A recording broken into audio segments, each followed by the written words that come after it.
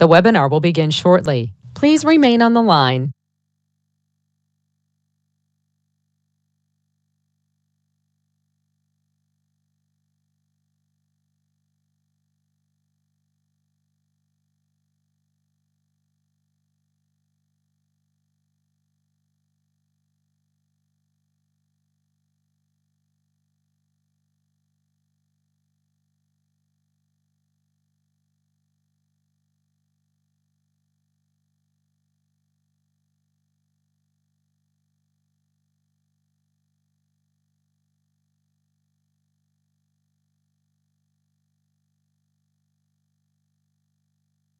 The webinar will begin shortly. Please remain on the line.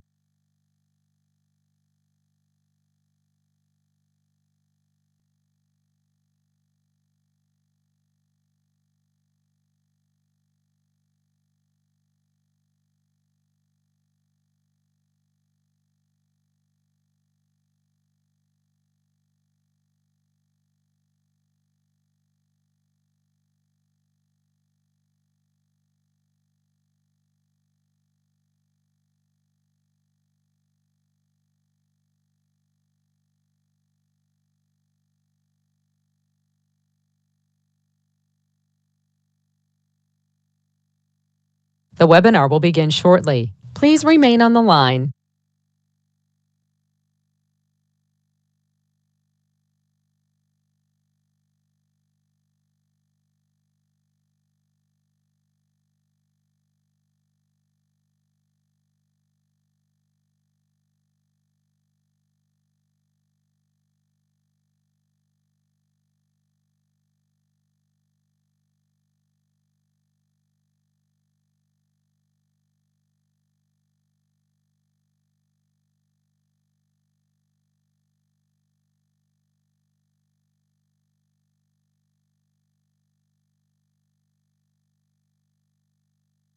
The webinar will begin shortly. Please remain on the line.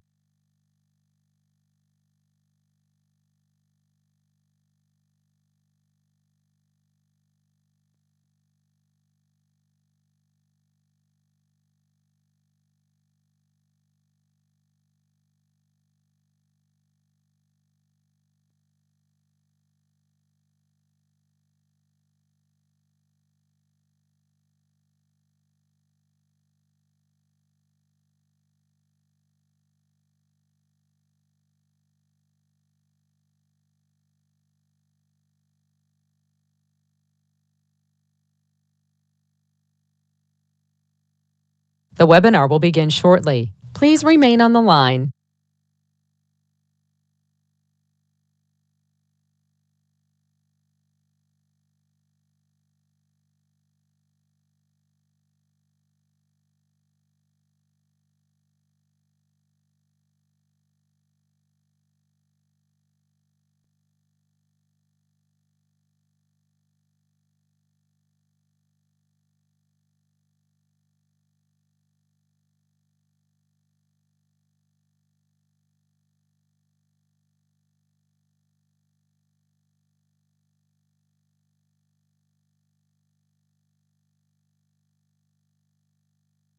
The webinar will begin shortly. Please remain on the line.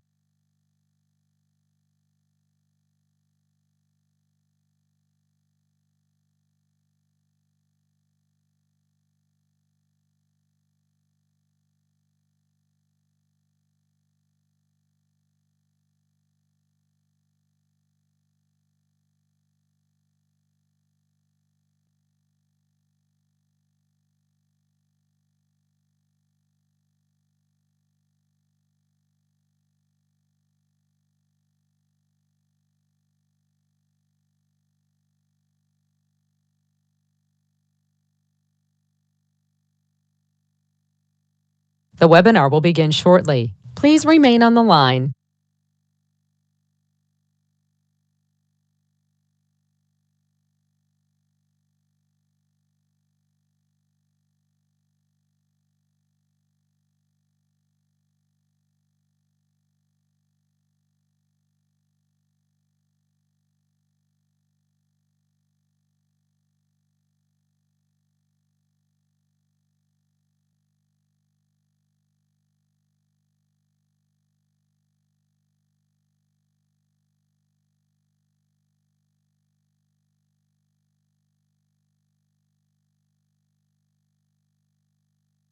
The webinar will begin shortly. Please remain on the line.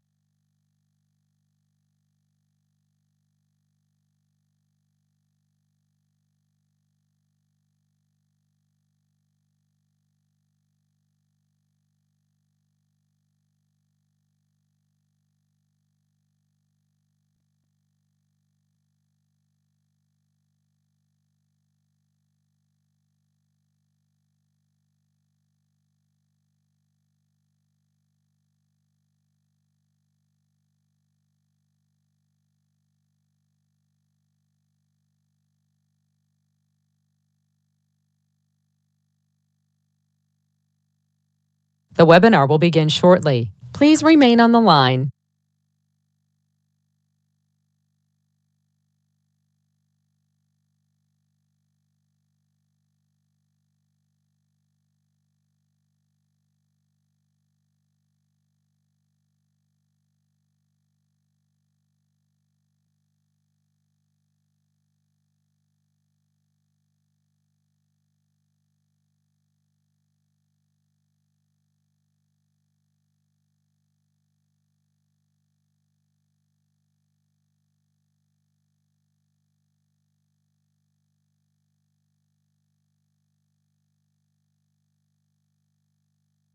The webinar will begin shortly. Please remain on the line.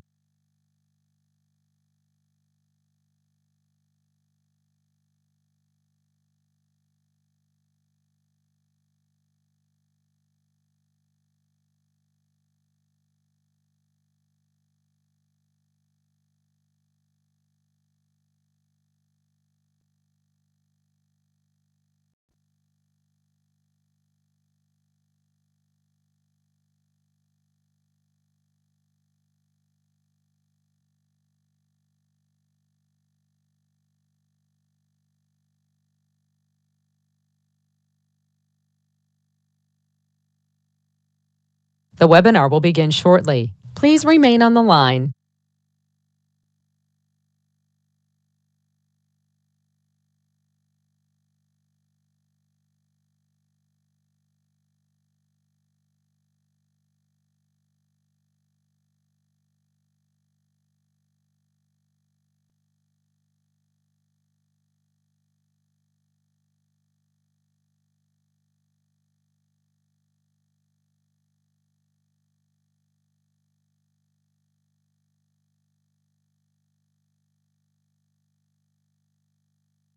The broadcast is now starting. All attendees are in listen-only mode.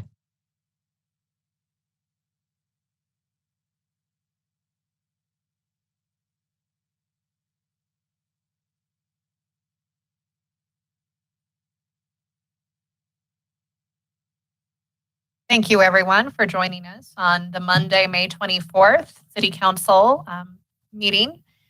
I'm going to read just a quick announcement. As of April 12th, Westminster City Council is meeting in person for City Council meetings with the option for virtual participation by council and staff as necessary. In-person public participation is not yet available. The community may participate by watching the live stream on the City YouTube channel or by dialing in by phone with the instructions on the meeting agenda webpage. We continue to support multiple opportunities for public comment, including email, voicemail, and live audio. Many modifications have been made to council chambers for the safety of council and staff. This includes spacing council on the dais and limiting the number of staff participating in person. When the public is invited back to City Hall for in-person public meetings, there will be limitations and new protocols to ensure the safety of participants and compliance with public health orders. Remote participation will continue to be available for the convenience of the community. The agenda section of the city website is the best place to check for details on participating in council meetings. The web address is www.cityofwestminster.us/agendas. I will now ask all of you to join me in the Pledge of Allegiance. I pledge allegiance to the flag of the United States of America and to the republic for which it stands, one nation, under God, indivisible, with liberty and justice for all.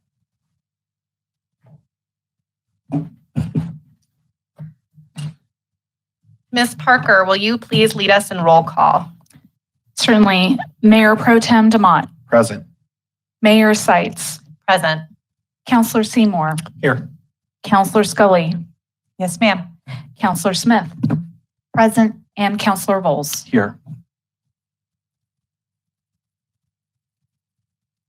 The next item on our agenda is consideration of minutes of the preceding meetings. Can I get a motion? Councilor Scully. Thank you, Madam Mayor. I move to approve the minutes of the May 24th, 2021 meeting as presented. And Councilor Seymour. Second. We have a motion and a second. All those in favor, please vote with your voice. This will be aye. Aye. And we have 100% ayes. Thank you. The next item on our agenda is presentations.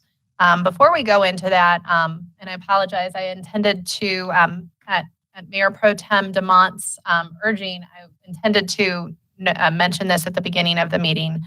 We will not be meeting next week as the City Council due to Memorial Day. And did just want to take a moment to recognize that next Monday we will be thanking and thinking of those who lost their lives in the line of service to this country, those willing to pay the ultimate sacrifice for our freedoms. Now I would ask Mayor Pro Tem DeMott to please lead us in the proclamation for the City of Westminster Safety Month. Thank you, Madam Mayor. So in June, we get to celebrate Safety Month. And so this is the 25th anniversary of Safety Month. And this last year, I think, takes particular notice of this. I know that our staff has worked very hard to both keep the staff safe as well as the residents of the City of Westminster. And so I think safety and the protocols put in place that this proclamation looks to recognize really takes a new meaning after the last 14 months that we've all went through together as both a local community, a nation, and really the world at large. So in this month, the first week we will be celebrating ways to prevent incidents before they happen. And then week 2, they'll be recognizing ways to address ongoing COVID safety concerns. Week 3, it's called It's Vital to Feel Safe at the Job. So talking about job safety. And then Advance Your Safety Journey is week 4. So with that, I'll go ahead and read the proclamation.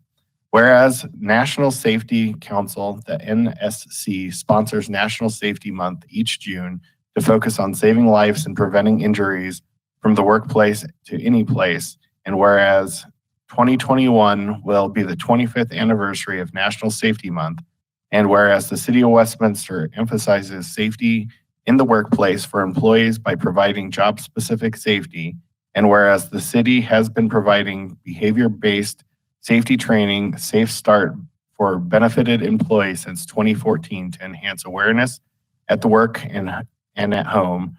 And whereas the city has created a citywide safety committee comprised of employees representing all departments that meet monthly to review on-the-job injuries and accidents and track trends, safety needs of the organization.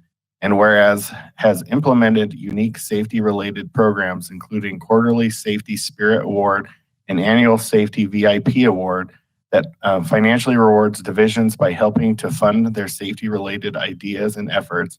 And whereas the city promotes the idea, safety always, for the workforce. And whereas safety of our employees is vital to our future as a city and public we serve. Now, therefore, I, Anita Seitz, Mayor of the City of Westminster, Colorado, on behalf of the entire City Council, do hereby proclaim the month of June 2021, City of Westminster National Safety Month, and urge my fellow citizens to recognize the efforts of employees in the City of Westminster for helping foster a safe environment for themselves and the public who enjoy the many activities and programs, both indoors and outdoors, that the city provides. Signed this 24th day of May, 2021, Anita Seitz, Mayor. Thank you, Mayor Pro Tem. The next proclamation is mine. One effort of the body of the City Council that I'm incredibly proud of is our work to foster inclusivity in our community. This June is Pride Month, and this is an important event to celebrate and to recognize. We want to make sure that we let our community know that we value our LGBTQ plus members of the community. We appreciate their contributions, we appreciate their service, and we appreciate their friendship. Pride Month commemorates the events of June 1969 and works to achieve equal justice and equal opportunity for the LGBTQ plus Americans. LGBTQ plus is an acronym for lesbian, gay, bisexual, transgender, and queer, with a plus sign being inclusive of the broad and changing spectrum of gender and sexual orientation. The Q is also sometimes meant to present questioning for individuals who are still in the process of determining their sexual orientation or gender identity.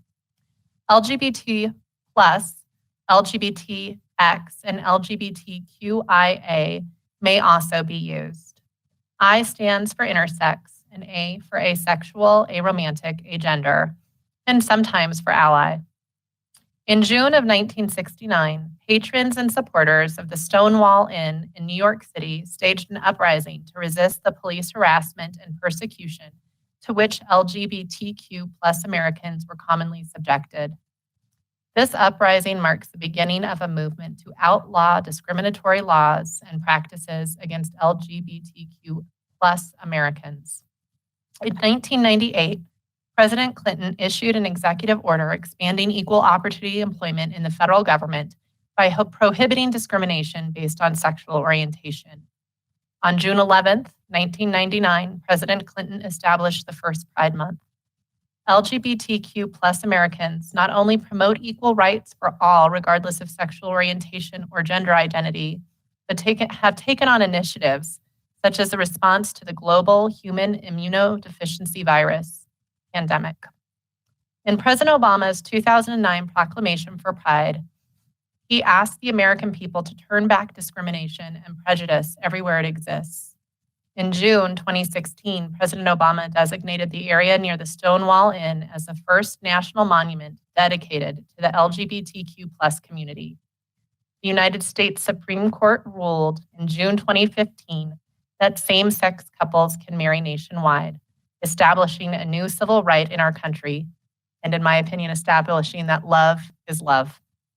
Supporting Westminster's LGBTQ plus community and proclaiming June Pride Month in Westminster supports our strategic plan goal of vibrant, inclusive, and engaged community. I will now read the proclamation. Whereas the City of Westminster has committed to make our community more welcoming and inclusive for all, including the LGBTQ plus community, and whereas the United States Supreme Court ruled in June 2015 that same-sex couples can marry nationwide, establishing a new civil right in our country, and whereas former President Barack Obama designated the first national monument to LGBTQ plus rights in June 2016, honoring the LGBTQ plus community's long-term presence and struggle for equality across our nation, and whereas all members of the Westminster community, including those who are lesbian, gay, bisexual, transgender, queer, or questioning, intersex, and asexual, have the right to feel safe, not be discriminated against, and to live without the threat of harassment. And whereas supporting Westminster's LGBTQ plus community also aligns with the city's objective to create a more inclusive and equitable community that promotes unity and honors diversity. And whereas the city has added protection for LGBTQ plus individuals with an inclusive, non-discriminatory policy stating that no person shall, on the grounds of race, color, national origin, sex, disability, religion, or age, be excluded from participation in, be not denied the benefits of, or be subjected to discrimination in any operation of the city. The City of Westminster extends this coverage to ensure that no person is unlawfully discriminated against on the grounds of immigration status, gender identity or expression, or sexual orientation. And whereas the LGBTQ plus community has made great strides, however, work remains in order to achieve full equality, inclusion, and acceptance. Now, therefore, I, Anita Seitz, Mayor of the City of Westminster, on behalf of the entire City Council and staff, do hereby proclaim the month of June as Pride Month and call upon the people of Westminster to recognize and celebrate Pride Month. Thank you. The next item on the agenda is public comment. I understand that we have, and I apologize, I don't have exactly how many. I believe 2 people have requested to speak live. Ms. Parker, I just gave you a new title. Ms. Parker, could you please take over? Certainly, Madam Mayor. This evening, we received a total of 2 emails by the deadline, which were posted to the online agenda packet and forwarded directly to the City Council. 2 individuals have requested to speak live, and they have currently joined the meeting, and we will get to them in just a moment. And 6 voicemails were also received by the deadline, which will be played back after our live speakers have concluded with their remarks. At this time, the 2 speakers are Kathy Kelly and Tammy Reike. Kathy Kelly, you will be first, and you have up to 5 minutes to address the City Council. I'm going to unmute your microphone, and you may begin.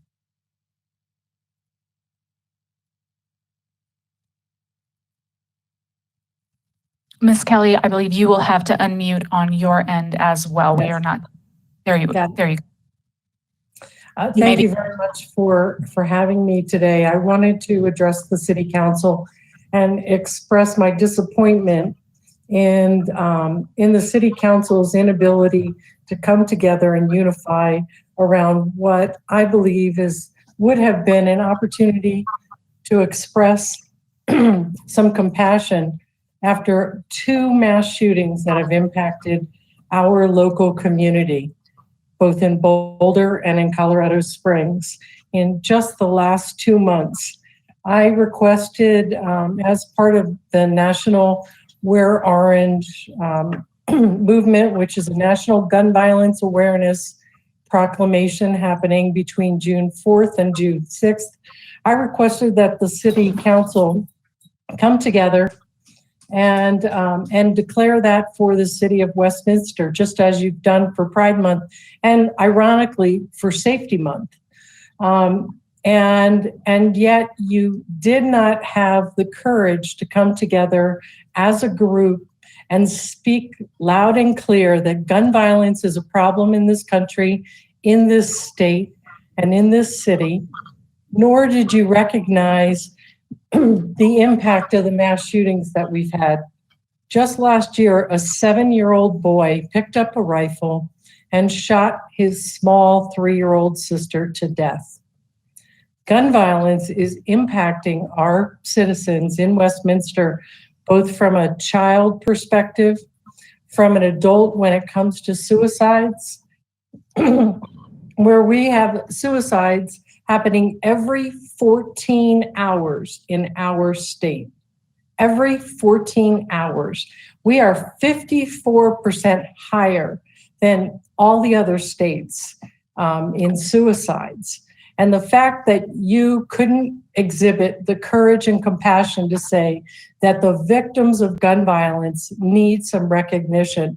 They, as survivors particularly, need to be heard, need to be seen, need to be understood that the pain that they feel will happen forever. And I'm highly disappointed that you as a City Council couldn't agree to recognize National Gun Violence Awareness. I wanted to express my disappointment to you and let you know that there are more than 6,000 Mom Demand Action members in the Denver metropolitan area. I, as a Westminster member, came to you to ask you to recognize it. And Westminster is one of the few cities in the entire metropolitan area that did not take advantage of this proclamation. Additionally, I think you should know that all of the surrounding cities have done it, as well as had Adams 12 5-star school district. So I want to reinforce to you that we are here, we are present in the community, we are active in this community, and we are voters.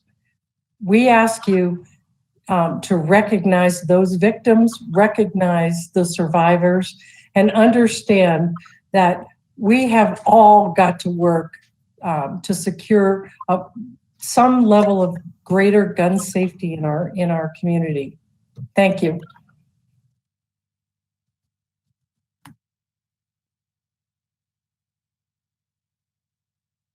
Thank you, Ms. Parker. Would you like to go to the next caller?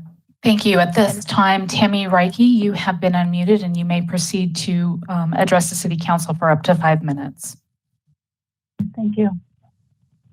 Heavenly Father, I praise you for who you are. You are the creator and you have left your fingerprint all over this world and space. This week, some will witness lunar eclipse. The sun, earth, and moon are spaced and sized perfectly to cover each other so that all that is seen is a glow around the edges. Thank you for signs of your grand design. You are our Redeemer. You have saved us from our sin. You are our Father who loves us unconditionally. Jesus said, all authority has been given to me in heaven and on earth. Therefore, I come before the throne to ask for permission and assistance to unite the churches in Westminster. Your word says in Ephesians 4:3-6, make every effort to keep the unity of the Spirit through the bond of peace. There is one body and one Spirit, just as you were called to one hope when you were called, one Lord, one faith, one baptism, one God and Father of all, who is over all and through all and in all. You are the creator of the fruit of the vine, and I'm only a vessel. You are sharper than any double-edged sword, penetrating even to the dividing of soul and spirit, joints and marrow. You judge the thoughts and attitudes of the heart. Go before me and soften the heart so that Westminster, Colorado will be called a pillar of fire, as her namesake, the Westminster University, is now called. And because we unite, may we even be more of a fire than the Westminster Abbey in Westminster, England, that offers daily services and prayer.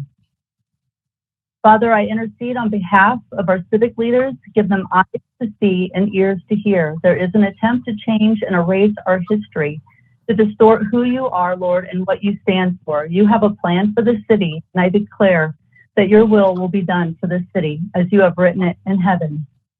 And I also ask, Lord, for comfort for families who have lost loved ones to suicide, Lord. And I pray for our citizens who might be contemplating that. It is such a heavy burden, Lord, and you have said that your burden is light. May they look to you and find a peace that passes all understanding. In Jesus' mighty name, amen. Mrs. Sight, Mr. DeMont, Mr. Seymour, Ms. Smith, Ms. Scully, Mr. Bullis, and Mr. Tripp. The Lord is a gentleman, and he's not going to force any of you to do anything you don't want to do. He gives us all free will. In Matthew 7:7, it says, ask and it shall be given. Seek and you shall find. Knock and the door will be open. Ask him and seek him diligently, and you won't be disappointed. Thank you for your time. Thank you. Now I believe we have 6 voicemails to play. So to best serve the people of Bruce Baker. I asked this council to best serve the people of Westminster by choosing a replacement council member for the position created when really Mayor Pro Tem Seitz became the mayor of Westminster. I think everyone will agree that choosing a replacement councilor could be more difficult than was choosing the new Mayor Pro Tem. If a stalemate emerges in choosing the replacement, a cynical person might say that the delay in really decision-making was done to force the position to be vacant until the November general election. And without a 7th member, an evenly split council cannot make any new decisions. The people of Westminster will have a rudderless city leadership, unable to choose a way forward for the most important and contentious of challenges. Providently, there exists an objective, fair, and voter-directed path in choosing a replacement council member. At the 2019 Westminster city elections, the voters of Westminster set up a hierarchy of candidates that they wish to take seats on council. And the candidates that received the three highest vote totals in that election assumed office. This is the policy set forth in our city charter. This is the list of the voters have given you of candidates they wish to have on council. So you should choose the 2019 candidate for council that received the fourth highest vote total as the replacement council member. If you truly wish to mend the profound divisions within the city and find ways to work together, this is the path to choose. Recognize and listen to the guidance of 30,000 voters gave you in the 2019 election. Respect the choice of the voters. Thank you. Hello, my name is Jennifer Bailey, and my zip code is 80234, and I am the local co-lead of Bloomfield, Westminster, and Thornton Moms Demand Action. And I am calling to express my disappointment that City Council did not vote in favor of the proclamation of the Wear Orange Week. And by not voting in favor of this, you are refusing to recognize the impact of gun violence on Westminster's victims and survivors of gun violence. As you know, we've had two high-profile shootings recently in our state, and as well, we have non-profile, high-profile shootings. We have had a record number of survivors attending our meetings, and to not recognize the impact of what has happened to these people is, quite frankly, shameful. So I'm really disappointed. Thank you. Hi, this is Mark Kaiser, 7035 Zenobia Street, Westminster, Colorado. I have read the protest lodged by Chris Stinson to attempt to disqualify 50 signatures with a petition filed to recall John Velez. Appalling to me is the attempt at voter suppression that speaks of signatures that were clearly written by elderly residents as there was shakiness in the writing. One day, Velez, you will be old. Your eyes will not see as well. Your hands will not be as they are today. Then you may recognize the daily struggle that the elderly residents are forced to deal with. Not only will your health be as well as it is today, but the inevitable frailties of age will hinder your enjoyment of your life, but oppressive governmental policies like excessive water rates will force you to make choice between medical care, food, utilities, and even some daily enjoyment of your chosen community and life. Additionally, these same residents were out against government recommendations that they should stay at home to avoid contacting the virus. Additionally, when I worked the tables, many of these same residents were nervous about retaliation from the council or the city for signing the petition. Velez, to earn respect, you must give respect. Your positions only reveal the disrespect of our Westminster citizens, especially the elderly, but your disdainful and elitist attitude for Westminster as a whole. Thank you.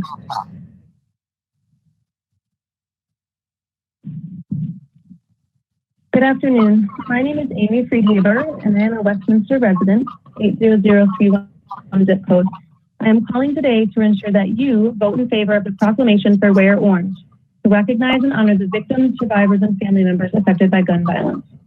My mom was murdered in 2017, and it is unfathomable that this proclamation would not be an automatic yes vote. You may think that this could never happen to you until one day you receive a call that your mother has been murdered, and I'm living proof that it could happen to anyone. By voting no, you are turning a blind eye to all victims of gun violence, not recognizing the pain their families are going through days, weeks, and years after their passing, still wondering if anybody is remembering them and recognizing them. I hope that you will think of not only my amazing mother, manner to my beautiful children, but also of your own mother and children when you vote yes and raise awareness and honor those who have passed due to gun violence. Thank you for voting yes to the Wear Orange proclamation.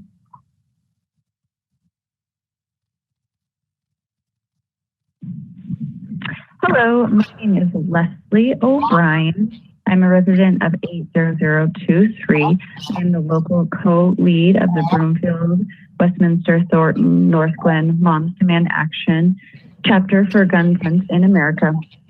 I am calling to express my deep, regret that you are not taking up the National Gun Violence Prevention Proclamation that we submitted to you for your consideration in your on June 4th is actual National Gun Violence Prevention Day.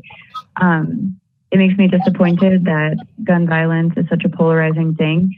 Really, the work that we do with Moms Demand Action is not, we are not anti-Second Amendment. We are pro-responsible gun ownership.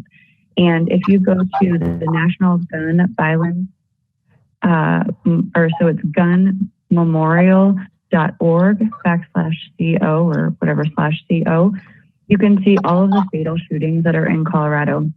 They're not just statistics. These are people who are losing their lives in murder, suicide. The pandemic has taken its toll on so many people.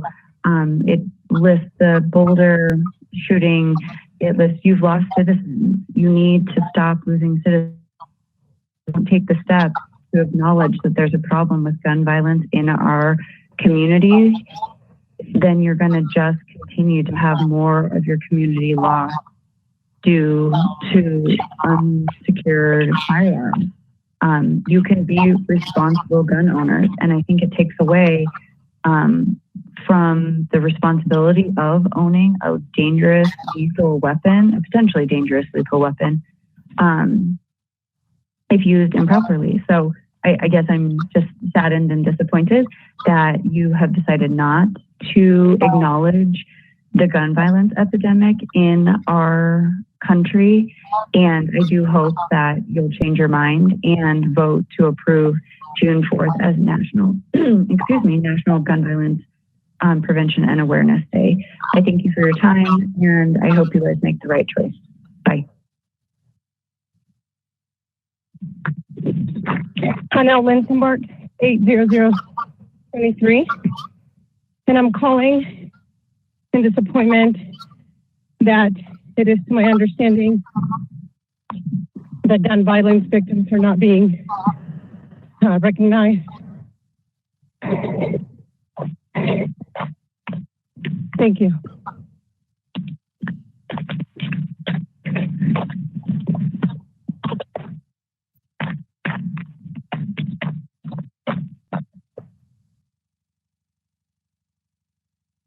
Madam Mayor, that concludes public comment for this evening. Thank you very much to everyone who called in and who emailed in.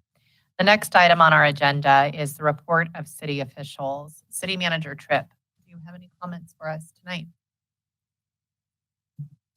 I do, Mayor, Mayor Seitz and members of council.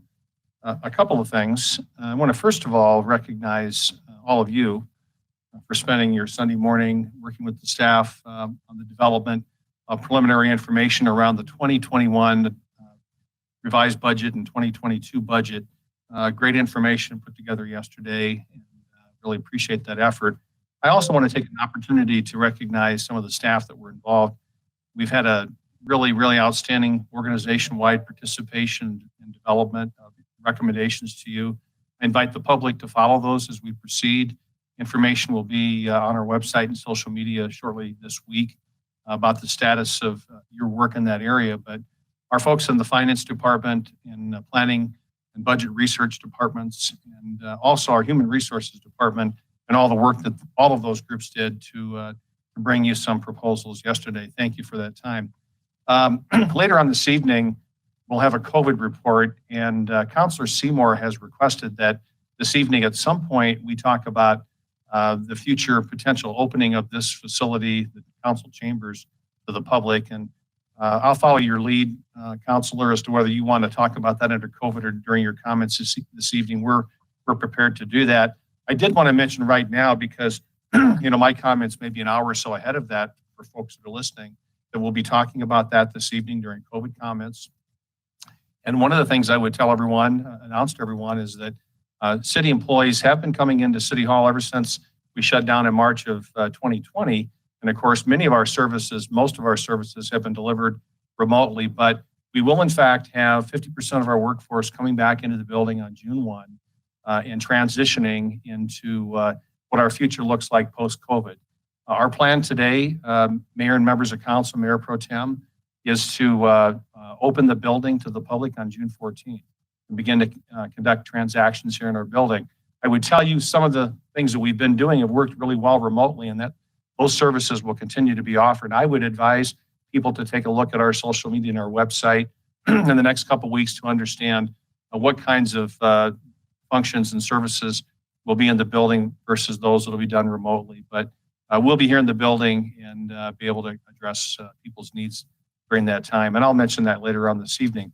Another piece of what I believe is really good news is that, we announced here a couple of weeks ago, reminded people that we had scaled back due to budget, due to uncertainty of how to do large events. Many of our events for 2021, including the Independence Day, July 4th fireworks celebration, which is an absolute staple in this community.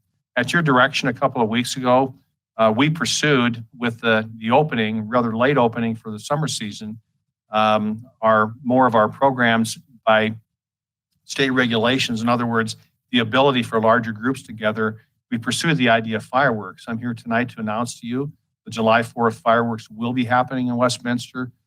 Credit to the Cultural Affairs team and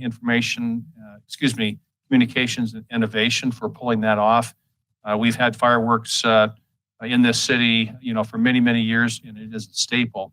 I'd also like to share that I spoke with the North Glen City Manager, Heather Geyer, a couple of weeks ago about this. They also would like to have fireworks available, and they agreed to partner with us on this effort. They're great neighbors, and so there will be a fireworks display, more than likely at City Park, as we've had for many of the previous years, but North Glen will be participating in some undefined way. We just wanted to make sure that our neighbors knew that they would be welcome to participate with us. So we'll have other reports on COVID later on this evening. I guess I would just conclude by saying that we really appreciate how the community and you as council members and your leadership have pivoted to whatever is put in front of us. We're doing really well financially as a city. We've, I think, responded and been able to continue to support services in our city. And I look forward to tonight's meeting and talking about COVID and the potential opening of our chambers to the public soon. Thank you. Thank you very much, Mr. Tripp. The next item on our agenda is City Council comments. Do any of my colleagues have comments for tonight's meeting? Councilor Scully. Thank you, Madam Mayor. I have quite a few. So this week, we had a lot of meetings this week. Things seem to be happening and opening back up kind of quickly. So it's good to see. The first meeting that I want to report on is the Jefferson Economic Development Council. They met last Wednesday, had a very robust conversation and a lot of items on their agenda. But the highlights are that they will be combining with the West, I want to call it the West Metro Chamber. And they will be also in that combination of bringing those two entities together. They will be taking on the Leadership Academy as well. They had some legislature updates of things that they plan to take a stand on in support of small business and business opportunities in Jefferson County. And we also heard about a new development going up in Arvada But we did not, it was not something that we took a vote on as a group because honestly, none of the city officials felt that it was appropriate that we vote on that. So the JEDC may take a stance on it, but it will not involve the councilors and the mayors from the different entities, because we all thought we would not want another mayor taking, or another council person taking a stand on one of our building developments here in Westminster. So it didn't make any sense. So I just thought I'd report that out. Then also I attended 2 weeks ago, the Parks, Recreation, Libraries, Open Space meeting, and a very packed agenda. They've been meeting every month since January. Normally they are scheduled to meet every other month, but they've been meeting every month because their agendas have just been so packed. A lot of stuff going on with recovery and reopening. Lots of things to think about. So some of the highlights, and by the way, I'm not going to go into a lot of detail because all of this is on the website. You can find it there, but they talked about the knolls at Big Dry Creek, which we have talked about as a council as well. That is the taking on of open space. They talked about a new meeting schedule for 2022. They updated the mini grant subcommittee, had an update on the mini grants, which can be found on the website. They talked about social recovery and cultural appropriations. They had a cultural appropriations draft that we also reviewed. They recapped on our March grants, and they did an update on the promenade and the Big Dry Creek Inceptor project, which if you've driven anywhere near City Park, you have noticed big pipes sitting on the side of the path in the Big Dry Creek area. Those are part of the Inceptor project. And they talked about a process for how they can make comment on public correspondences and reviews as a committee. And then finally, we gave a recognition. Director Jason Gank is leaving our city. I think many of us know this, and I think we're all very sad. We recognize what a big hole he will leave in our city. And we took the opportunity as a group to recognize him, but I just wanted to personally recognize him as well. I have seen him do great things for our city.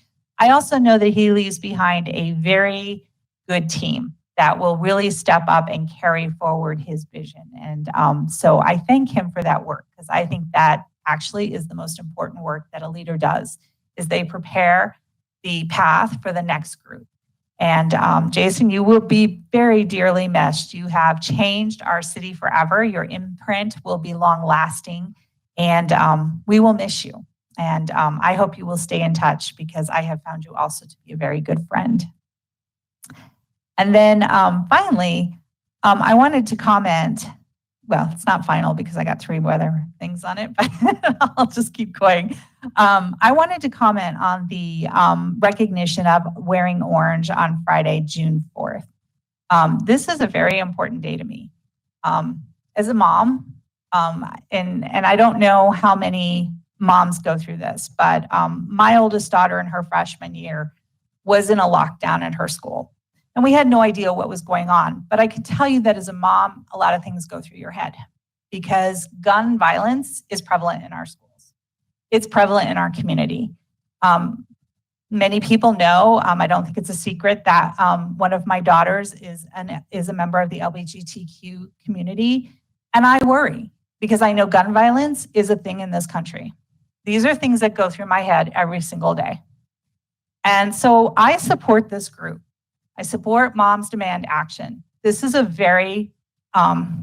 group with a good purpose. They are not trying to take guns away from anybody. They are asking for responsible gun action. I was very disappointed, frankly, that the council would not support a proclamation for this group, but I understand. And moving forward, I ask my fellow residents, and I ask all of you, if you can find it in your hearts, wear orange on June 4th. It's a Friday. I even have to go find orange. I'm not sure I own orange, but I am going shopping. Because this is important. It's important that we stand up and recognize that we have a problem in this country with gun violence. And we need to be more responsible and more aware of our use of guns in this country. Nobody is saying take away guns. We are saying let's be responsible and let's have some awareness. So on June 4th, I hope you all will join me in wearing orange, because I will be wearing orange. And then I wanted to say good job to Madam Mayor on the Westminster Chamber this morning. It was a great joy and privilege to listen to you on my way home from the bus stop. And it was very refreshing. So thank you. And thank you to all of those who serve our country and have lost their lives in that service. Memorial Day is a hard day for many people in our country. I want you to know that I respect the service that you have given to our country, and my heart goes to you. And I will do my best to observe the day faithfully as well. And then congratulations. I know this hasn't happened yet, but congratulations to Mayor Pro Tem Dave Dumont. I wanted to be the first. Very well done, and I'm excited for your leadership. That's all I have for tonight. Thank you. Thank you very much, Councilor Scully. I do have to go back in the agenda one item. I apologize. It appears I may have truncated City Manager Tripp's comments. I believe he has another member of city staff that would like to make a report. Mayor, that was all me. But thank you very much. I'd like to bring Larry Dorr, if I could, to the forefront here. Larry had some comments prepared to make this evening.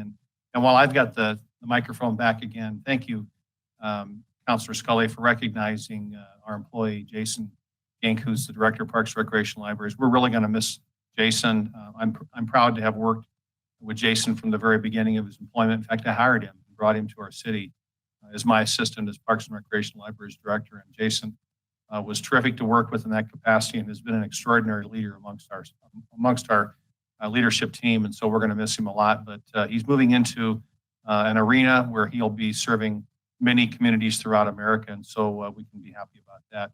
Larry, you had some comments you'd like to make about some of the good news happening in our city, and I'll just turn it to you. Thanks again, Mayor, for allowing me to come back on cue here. Thank you, Mr. Tripp, and good evening, Mayor, Mayor Pro Tem, and council members. I'm Larry Dorr, Deputy City Manager and Chief Financial Officer. Tonight, you've proclaimed the month of June to be Safety Month in the City of Westminster, and I might have liked to have brought along our safety committee and some of the key staff contributing to our success in this area, but we'll do that again in the future. So for tonight, I would just like to talk a little bit about your proclamation, which is in recognition of the Citywide Safety Committee and our Risk Management Division and their ongoing efforts to enhance the safety culture of our city. Now, while we know that a core function of the city's services are in the realm of public safety, most commonly delivered by our police department and fire department, this subject tonight is just a little bit different, but just as important to the personal safety of the city's workers, residents, and visitors. Next slide, please. The City's Safety Committee is made up of 19 members from each of the city's departments. Some larger departments have multiple members. As mentioned in the proclamation, the committee meets each month to review the on-the-job injuries and vehicle accidents. Each incident is then addressed as a case study with the intent of understanding whether or not the incident was avoidable and what significant factors contributed to the incident. Things like, was the person rushed? Were they fatigued? Had they gotten complacent? Were they on task? Did the person lose balance, traction, or grip? The goal is to learn from each incident and improve. I can tell you from my experience, this is unusual and significantly beneficial work on the part of this group of people. The committee also assists CIRSA, the Colorado Intergovernmental Risk Sharing Agency's work in our city.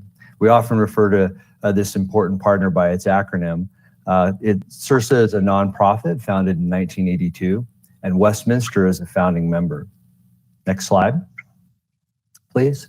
Property surveys are done annually at public facilities, parks, and playgrounds. The survey amounts to an inspection that focuses on life safety systems like fire alarms, suppression systems, elevators, carbon monoxide detectors, chlorine monitors, and HVAC systems. Property surveys also address outdoor areas such as our parks and trails for things like trip hazards and weather-related damage. After the city receives the CIRSA property survey, a work plan is created with the appropriate department responsible for correcting any deficiencies. We also have CIRSA undertaking a loss control audit. It's conducted annually, which verifies the city's training programs, policies and procedures for accident investigation and reporting, violence and harassment in the workplace, vehicle safety, and training specific to wastewater management, water treatment, parks, playgrounds, and swimming pools. The goal is being safer in our facilities for our residents and our visitors. Last slide, please. I want to just briefly try to describe our safety spirit and VIP awards. And I know that you're looking at these various examples on this screen. Don't worry, I'll describe each one of them real briefly. Since 2005, the city has had a program to provide funding for safety enhancement ideas submitted by an individual employee or work group. On a quarterly basis, up to $3,500 is distributed by Risk Management Division for the Safety Spirit Award program, all based on voting by the committee members. Some examples here include our automated external defibrillators. We have mobile defibrillators and fixed units in some of our facilities. Our traffic operations visibility improvements. You see examples of LED lights that we're placing on our traffic vehicles that move about our city. You'll see these automated, or you see here this automated CPR chest compression machine that assists in undertaking CPR. You see these baby stations, changing stations. We're continuing to put those into place. In the lower right corner, this is something a little bit new, where we have a cleanup kit for our workers who are involved in remediating homeless encampments in our city. These kits help our workers stay safe and be efficient in the workplace. And bottom middle to the right there, you see field tourniquets. We're having those on hand for special events where these can be on hand and potentially life-saving implements that are simple and quick to have on hand. Super LED flare kits, you see there bottom to the left, that are safer, more efficient, and easier to use for our operators. Super LED light bars for our parks crews. And then last but not least, bilingual water safety signage for our small swimmers that can understand how to stay safe. Annually, a safety VIP is chosen by the Risk Management Division. It can be an individual or work group that's gone above and beyond during the year to improve the safety culture of the city, and they're awarded $1,000 to be spent within their particular department for training or programs related to their idea. In closing, I want to thank the safety team and risk management for your hard work in making Westminster safer. Thank you. Thank you, Mr. Tripp.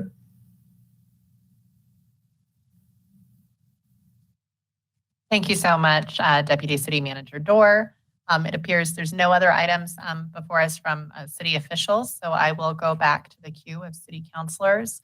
Next in line was Councilor Rich Seymour. Thank you, Madam Mayor, and I appreciate the comments by City Manager Tripp, and I think we'll leave the last part to the COVID because that would be appropriate. That I appreciate the work that staff's done on this. A couple updates as far as my liaison work.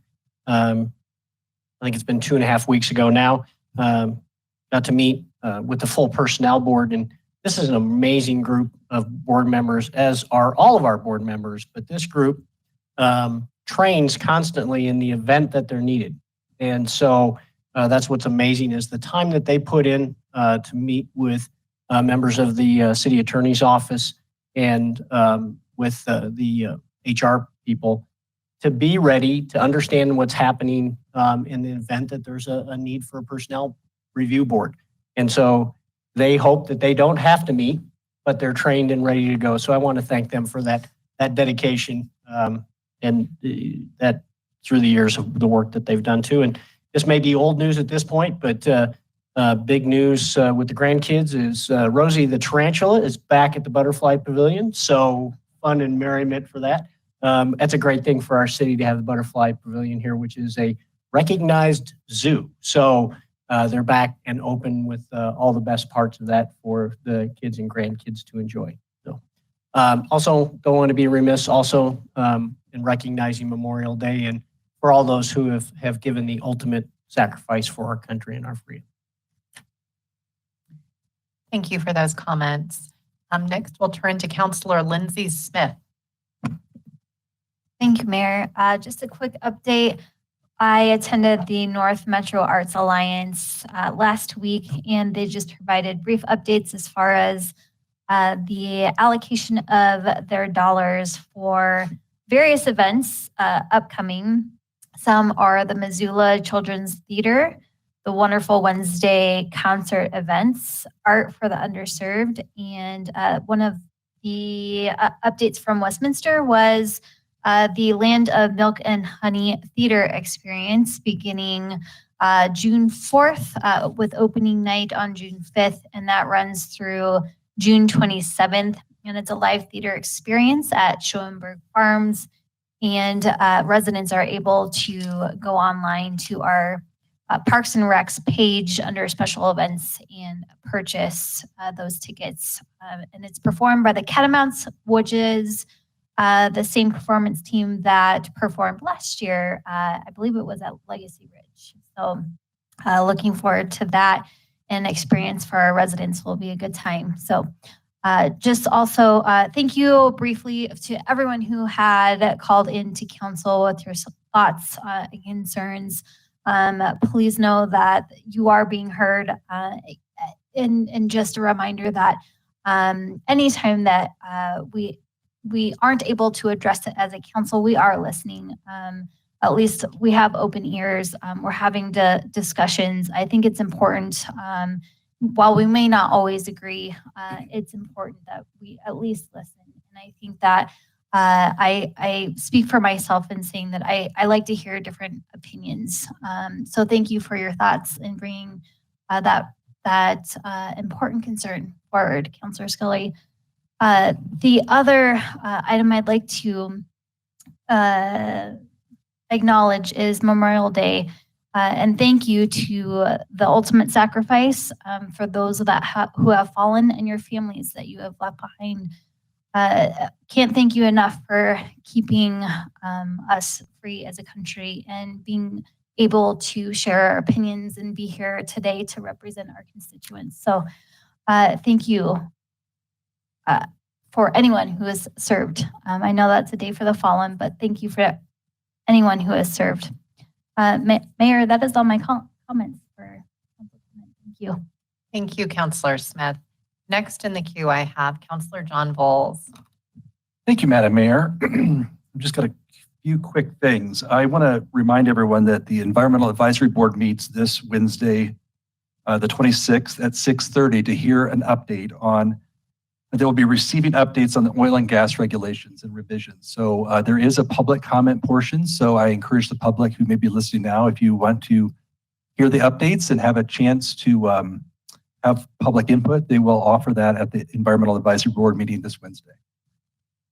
I also want to say I did support, I know we heard from several folks with the Moms Group for gun safety, and I did support that. I was a little disappointed that we weren't able to have a proclamation for that this year. Like Councilor Scully, I will be wearing orange on June 4th. So thank you.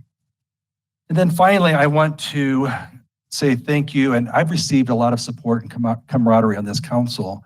And, proclamation for Pride Month was just read tonight. So I want to thank Mayor Seitz for reading that into the record. And I've always had, since I've been on this council, lots of support and lots of camaraderie, and I appreciate that very much. Not only from this council, and I do appreciate it a lot, but also from our City Hall staff. So as we begin this Pride Month, I want to thank everyone for supporting LGBT members of this community and being an open, inclusive, and welcoming city. So thank you very much. That's all. Thank you, Councilor. Next, we have Mayor Pro Tem David DeMont. Thank you, Madam Mayor. First, I want to thank all the people who called in. I think that, ironically, you probably advocated for the reasons why we need to remember gun violence and their victims better than a proclamation we could have done. So I would thank everybody who called and spoke with such passion. I think that this council would agree that everybody has differing opinions about causes of gun violence versus what the right actions for gun violence is. But I don't think any member of this council doesn't take it seriously. I know during our strategic planning, we talked a lot about actual causes of it, solutions of it that now Madam Mayor brought up. So I appreciate the discussion. I appreciate Councilor Scully bringing that forward and your passion for it. So I wouldn't, advocate that people do remember that on that day, with whatever your opinion of the matter is, because it is a important matter with multifaceted issues surrounding it. With that, I also would like to pay homage to those that have lost their life defending this country. The mere fact that we get to have you call in and use your freedom of speech, the fact that we sit up here is all because of the people that have lost their life and those that have sacrificed and went and fought for this country. So I do think that, we all deserve, or they deserve our respect. And with that, I'd like to read a quote from one of my favorite veterans that have read a lot of his reading. And this is from Marcus Luttrell when he's talking about losing some of his brothers in arms.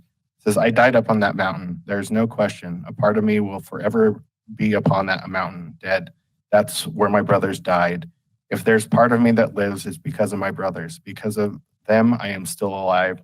I can never forget that no matter how much it hurts, how dark it gets, or how far you fall, you're never out of the fight."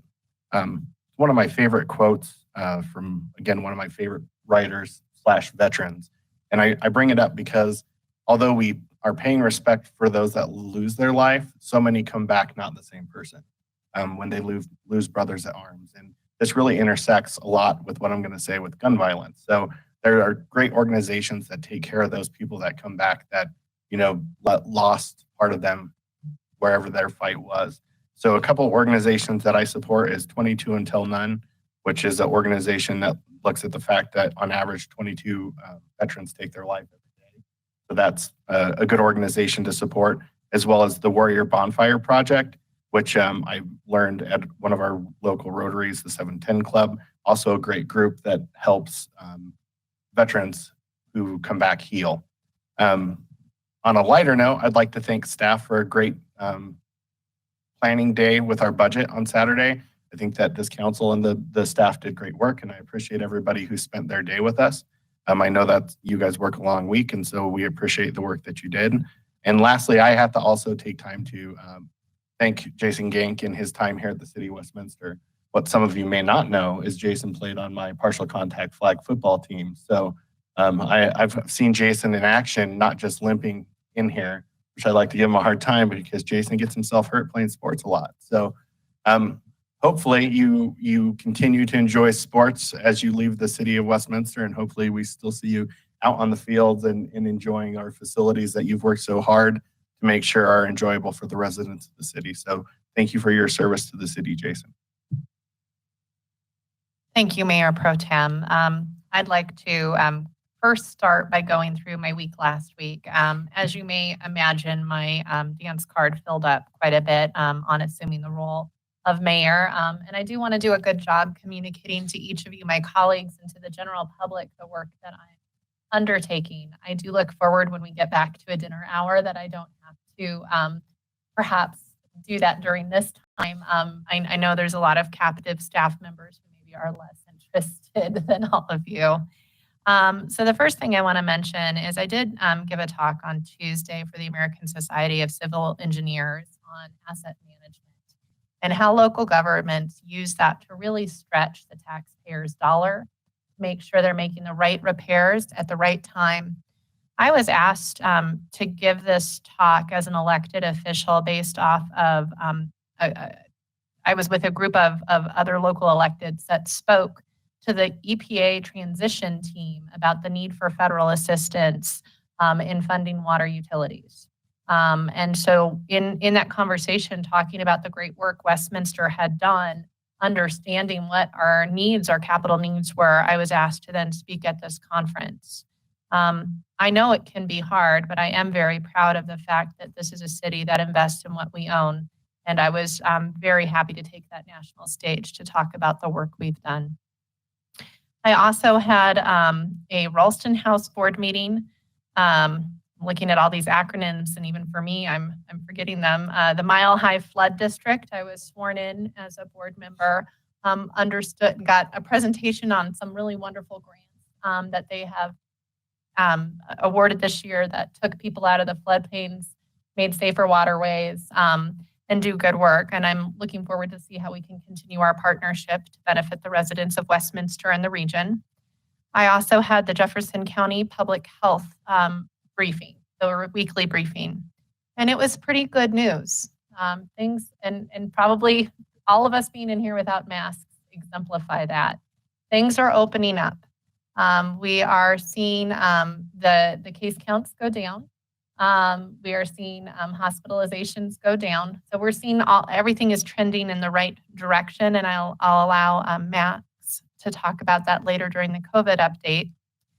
They did talk about the mask order. So obviously Tri-County Health and Jefferson County Health Department have removed their mask orders. So now those who are vaccinated can be freely indoors or outdoors without a mask on. They do still recommend that if you have not been vaccinated or if you are within your window prior to being fully vaccinated, to still wear a mask.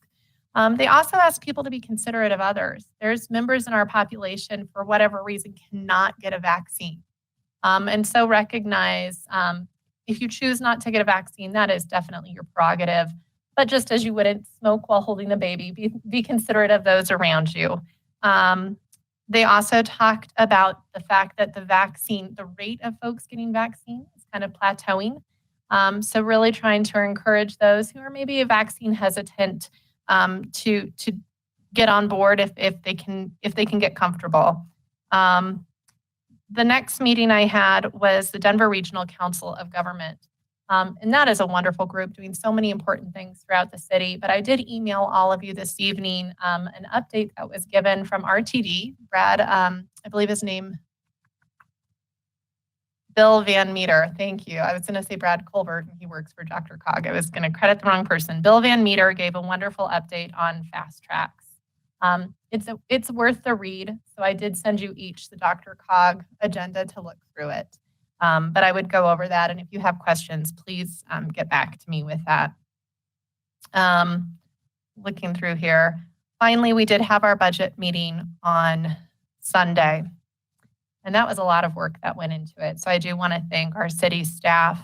And I want to thank my colleagues because you had all came in prepared, really with a lot of thoughts and willingness to work together. And I thought it was a great conversation. For those that are listening that are not familiar, this budget retreat, we focused the first half on really reevaluating some of the decisions we made in 2021.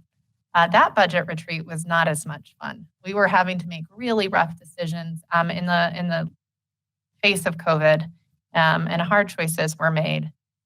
We are performing better than anticipated, and in fact, our sales tax revenue for the first quarter was up 6.6%. So looking at how do we best utilize, what is the best purpose for those additional dollars, and staff gave us some wonderful recommendations. So that kind of up until today, where actually Mayor Pro Tem DeMont and I were ambassadors for the city's new SAGE program. The SAGE program is a sustainability program that is partnering with our business community. It kind of focuses on energy efficiency, recycling. Do you remember all the metrics on it, Councilor DeMont? I had opened it up and I must have closed it. So it is a great program. Businesses benefit because they lower their costs. They send a signal to their customers that they're a business that does the right thing. And they lower their carbon footprint on the community. There were 5 businesses that were awarded with the SAGE certification. Applegate Consultants, Vestar, they are the property managers that own the orchard, or manage the orchard rather. Snooze, the Snooze at 104th, Premier Credit Union, and Butterfly Pavilion. So both of us are bringing up our invertebrate zoo today. So just wanted to say, I really appreciate those businesses stepping up and being community leaders, embracing sustainability and showing that there's a business case to do the right thing. I also now want to go back and thank our callers, everyone for taking the time to really express what they would like to see from the City Council and their concerns about gun violence in our nation and in our community. I too responded that I would be happy to sign the proclamation, to make a proclamation, to wear orange on June 4th. I do recognize we get a lot of emails, and perhaps my colleagues did not see it. Perhaps this was not the way they think best to address gun violence, but I would be happy to revisit that decision. I will be happy to join Councilor Scully and Councilor Bowles wearing orange. It is an issue I am incredibly passionate about. As Mayor Pro Tem DeMont mentioned, I did bring it up at our strategic plan retreat. It is an issue that haunts our children. It makes us fearful, and we need to address it.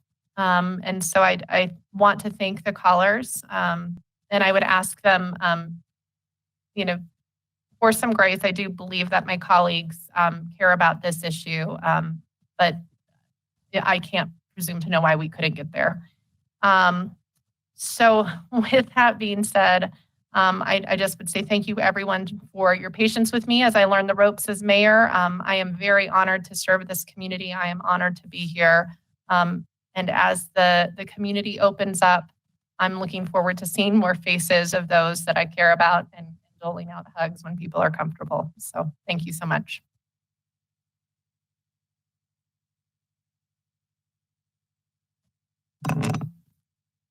Councilor Scully, did you have a comment? No, ma'am, I was in the queue for the consent agenda. Okay. The next item before us is the consent agenda. It is a group of routine matters to be acted on with a single motion and vote. Council, at this time, does any member wish to remove an item for separate discussion? Okay. Councilor Smith, did you want to? Councilor Bowles, you're good? Okay. Okay. Seeing none, I will take a motion to consider the consent agenda. The first in the queue I have is Councilor Catherine Scully. Thank you, ma'am. I move to adopt the consent agenda items 8A through 8E. Councilor Smith? Second. I have a motion and a second. This is a roll call vote. Ms. Parker? Mayor Pro Tem DeMont, Yes. Mayor Seitz, Yes. Councilor Seymour, Yes. Councilor Scully, Yes. Councilor Smith, Yes. and Councilor Bowles. Yes.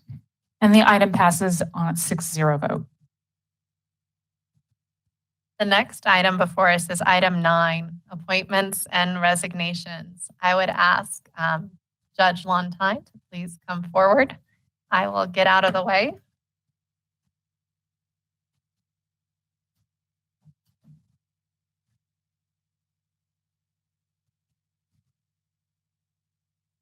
Mayor, excuse me, would you mind taking down your mic so there's no feedback loop? Thank you.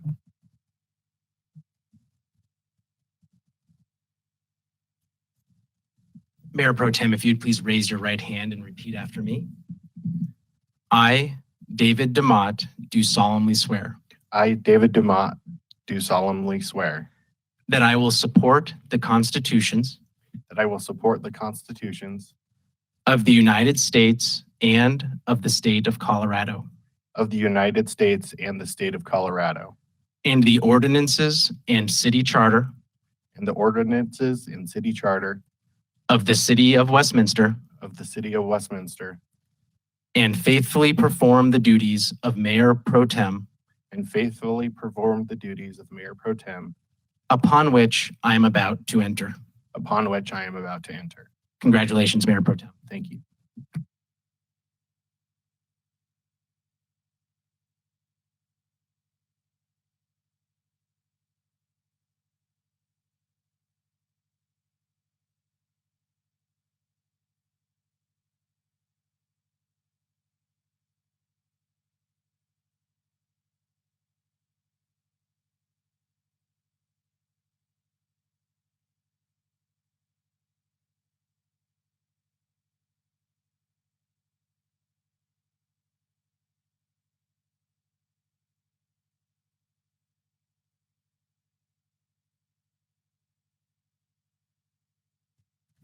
Mayor Pro Tem, would you like to say a few words?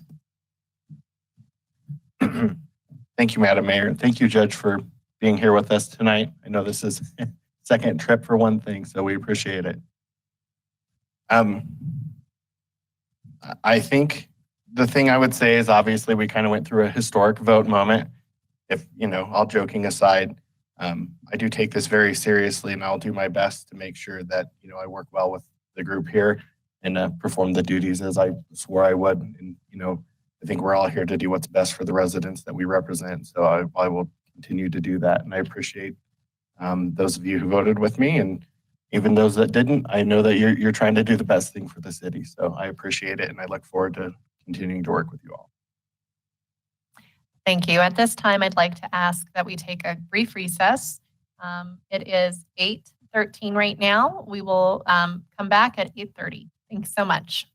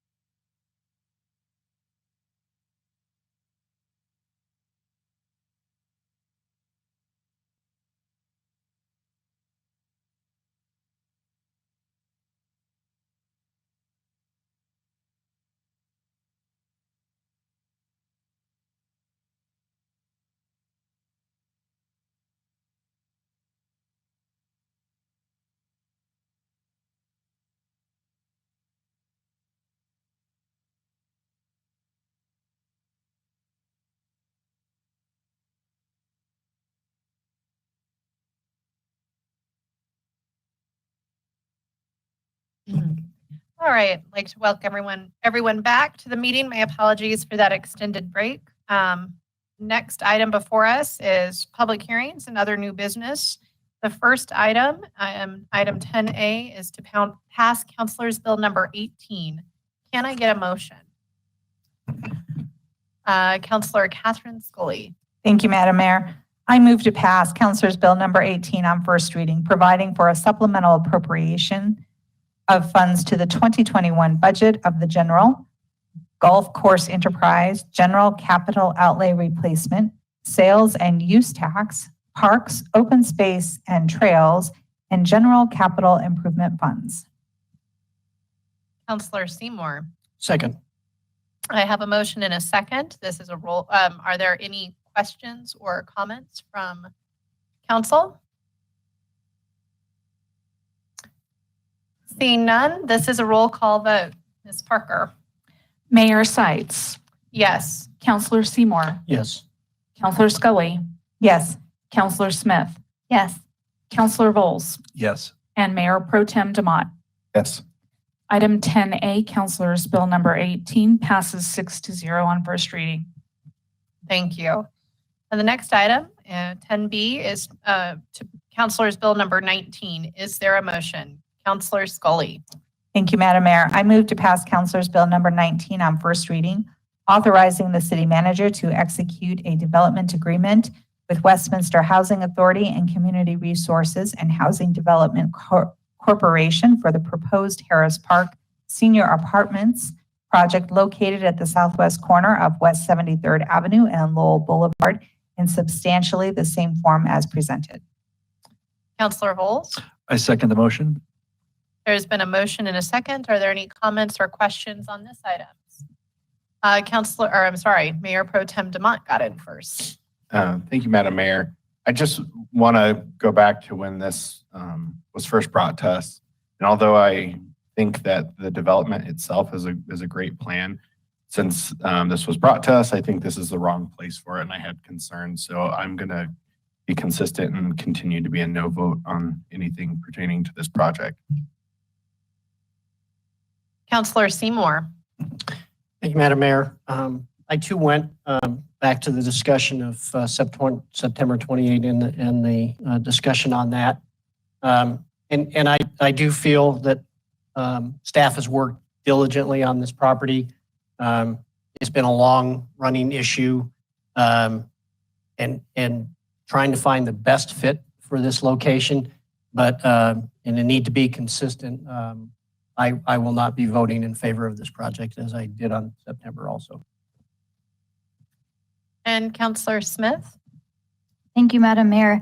Along with my colleagues, in September, I originally voted no for this, and to be consistent in my vote for this project, it will remain a no, mainly for the environmental concerns that were brought up, as well as public concern on top of that. Thank you. Are there any other comments or questions at this time? I guess I will speak up in support of this project.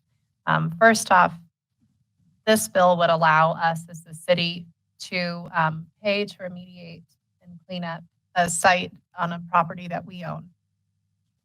It would allow us, after many years, to finally actualize the intended purpose of the different dollars we got from the federal government for this site to improve the community. Would provide 17 needed senior citizen affordable housing units. It would improve light in the area, and it would improve a portion of our city that needs economic investment. So I guess I'm respect my colleagues, but I see this differently. And I do believe this was a long process, engaging the community. And while some folks were strongly opposed, some folks were strongly supportive. I am very disappointed to feel that this may not pass tonight. But with that, with no other comments, I would ask us to go through the roll call vote. Councilor Seymour, No. Counselor Scully. Yes. Counselor Smith. No. Counselor Bowles. Yes. Mayor Pro Tem Demott. No. Mayor Sites. Yes. Item 10B, Counselor's Bill number 19, fails to secure a majority on a vote of 3-3. The next item before us is a move to adopt resolution number 15, authorizing the mayor to sign an intergovernmental agreement in substantially the same form as the presented agreement with Adams County for participation in the Home Investment Partnerships Program for 3 years from October 1st, 2022 to September 30th, 2025. Is there a motion? Counselor Bowles. So you read that? I'm going to say so moved. I mean, that's perfect. Thank you. I think I was distracted by the loss of a long-standing You're looking for a project. second or the vote? I was confused. But My apologies. I know, and you did a great job, by the way. Yeah, I was soothing myself there. A second from Counselor Scully. Can I get that from you? I second, ma'am. Thank you. There's been a motion and a second. Are there any questions or comments on this item? Seeing none, can you please lead us in a roll call vote, Ms. Parker? Certainly. Counselor Scully. Yes. Counselor Smith. Yes. Counselor Bowles. Yes. Mayor Pro Tem Demott. Yes. Mayor Sites. Yes. And Counselor Seymour. Yes. Item 10C, resolution number 15 passes on a 6-0 vote. The next item before us is item 10D, resolution number 16. Is there a motion? Counselor Scully? Thank you, Madam Mayor. I move to adopt resolution number 16, approving the 2021 strategic plan for the city of Westminster. Mayor Pro Tem Demott. Second. We have a motion and a second. Are there any questions or comments on this item? Mayor Pro Tem Demott. Thank you, Madam Mayor. I just want to, thank staff for their work on this, and two, thank my colleagues. I think that we really came together and worked through what some things were differences, but found what the common goal is and figured out good solutions. And I think have a very robust strategic plan moving forward. And I'm very proud of this group for the work that we've done on this. Counselor Scully. Thank you, Madam Mayor. I too wanted to thank staff for all their work on this, and as well as my fellow colleagues. This was, I think that truly we sometimes have some differences, but we were able to really work together on this and prove that we can rise above it and we can agree on things and come to some understanding. So I really appreciated that work. Thank you. Thank you, Counselor Scully and Mayor Pro Tem Demott. Are there any other comments or questions? Seeing none, I'd ask Ms. Parker to lead us in a roll call vote. Counselor Smith. Yes. Counselor Bowles. Yes. Mayor Pro Tem Demott. Yes. Mayor Sites. Yes. Counselor Seymour. Yes. And Counselor Scully. Yes. Item 10D, resolution number 16 passes 6-0. The next item before us is item 10E, resolution number 17.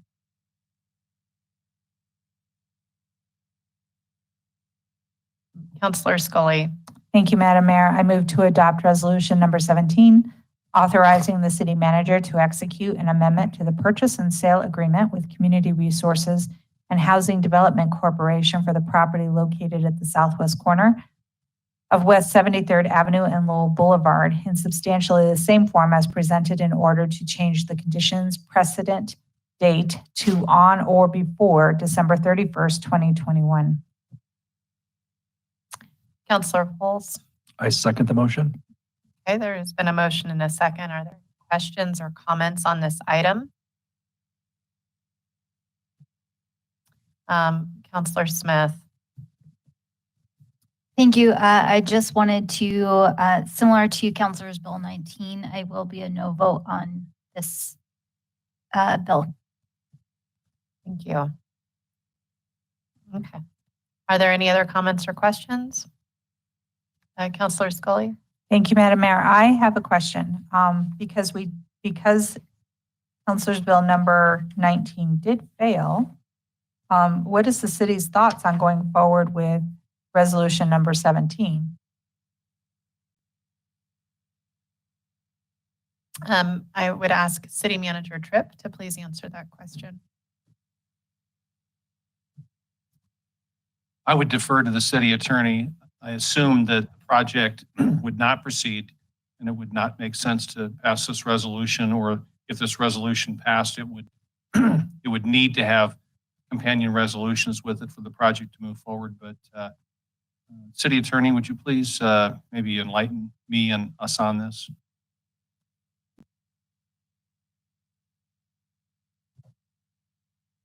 Thank you, Mr. Tripp. Agree with your analysis in that with Councilor's Bill number 19 not receiving a majority vote, which would have provided for a development agreement related to this project, I don't think that approving resolution number 17, amending the purchase and sale agreement, makes sense at this time. The project isn't moving forward. So to the extent the question was, does it make sense to pass resolution 17 at this time? I'd say no, it doesn't. So thank you for that, City Attorney Frankel. I was wondering, does that therefore mean that maybe we should remove it as a resolution?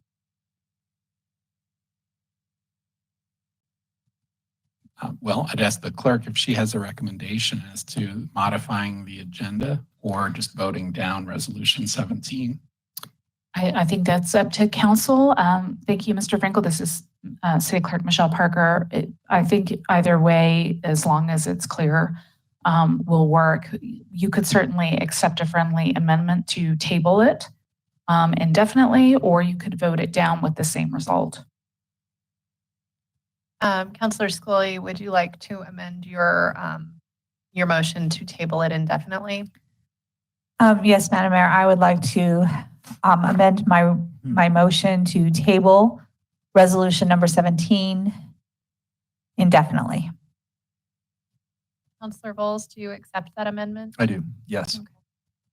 So the amendment the motion has now been changed to indefinitely table resolution number 17.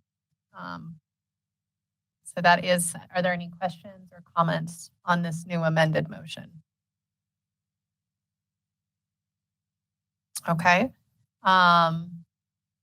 Ms. Parker, can you lead us in a roll call vote? Councilor Bowles. Yes. Councilor Demott. Yes. Sorry, Mayor Pro Tem Demott. Yes. Mayor Seitz. Yes. Councilor Seymour. Yes. Councilor Scully. Yes. And Councilor Smith. Yes. The motion to table resolution number 17 indefinitely passes unanimously. Next item before us is resolution. Madam Mayor, may I ask a clarifying question? Of course. With this item being tabled, and I'm not expecting a response this evening, but maybe at a future time, for the three folks who did not vote for resolution number 17, number 19, if there's a condition in your view that would allow us to bring this project back, could you let me know what that is, if there is a chance to do that? And I would think that we'd want to do that, probably need to do that within the next couple of weeks, but we'd certainly be interested to feedback you might provide if there were conditions that you believe would allow us to resurrect this. I'd appreciate it. Thank you. Thank you, City Manager Tripp. The next item before us is a move to adopt resolution number 18, amending the City Council's rules and regulations. Mayor Pro Tem Demott. Thank you, Madam Mayor. I move to adopt resolution number 18, amending the City Council's rules and regulations. Councilor Scully. I second. There has been a motion and a second. Are there any questions or comments on this item? Seeing none, I would ask Ms. Parker to lead us in a roll call vote. Mayor Pro Tem Demott. Yes. Mayor Seitz. Yes. Councilor Seymour. Yes. Councilor Scully. Yes. Councilor Smith. Yes. And Councilor Bowles. Yes. Item 10F, resolution number 18 passes on a 6-0 vote. The next item before us is item 10G, to ratify purchases from Boundary Medical. Is there a motion? Councilor Seymour. Thank you, Madam Madam Mayor, move to ratify the cumulative purchases from Bound Tree Medical LLC, which exceeded existing contract limits for calendar year 2020 of $142,000 by $19,304.65 for a total of $161,304.65. Counselor Bowles, I second the motion. there's a motion and a second. Is there any questions or discussion on this item? Seeing none, I'd ask Ms. Parker to lead us in a roll call vote. Mayor Sites. Yes. Counselor Seymour. Yes. Counselor Scully. Yes. Counselor Smith. Yes. Counselor Bowles. Yes. And Mayor Pro Tem Demott. Yes. Item 10G passes 6-0. The next item for us is item 10H. This would be a sole source contract with Plush Grass. Is there a motion? Counselor Scully. Thank you, Madam Mayor. I move based on the recommendation of the city manager to determine that the public interest would be best served by ratifying a sole source contract with Plush Grass, Inc. for the installation of an artificial turf surface for the outdoors fitness area at City Park Fitness Center in the amount of $73,438 and adding an additional 10% for contingency in the amount of $7,344 for a maximum total of $80,782. Okay, and I have a Counselor Smith. Second. Okay, we have a motion and a second. Are there any questions or comments? It looks like Counselor Scully. Yes, ma'am. So I failed to recognize this in my report from the PRLOS meeting the other day, that the new outdoor area is now available and open at City Park. And actually it is where we are, I believe, intending to have our next PRLOS meeting. So just wanted to acknowledge that this was actually discussed and this is a good deal. So thanks. And I would just say, I'm sorry, Counselor Smith. I'm surprised that Counselor Bowles, you're not asking your typical question, but my question is, why are we using this as a source? City Manager Tripp, would you like to entertain that question?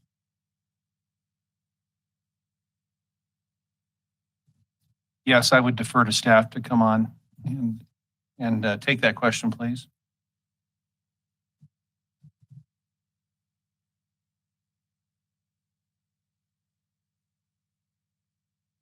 And for anyone listening, I believe their question is, why was this sole source contract with Plush Grass sole source versus being sent out for bid? As we wait for an answer. Give me a second to take a look at it. Which item on the agenda again? This is item 10H. This is for the outdoor fitness area at the City Park Fitness Center. Okay. Is Director Gink on, or I know Deputy Opie is off tonight. One of the deputies covering, and if not, we can't answer this at this point. I'd recommend we table this item. I don't have believe an it answer was to Lance Johnson wrote the report, I believe. Yeah, City Manager Tripp. I just didn't want to talk over Director Gank. I didn't know if he was going to get on or not. So this is Parks and Golf Manager Lance Johnson. Good evening, everybody. Excuse me.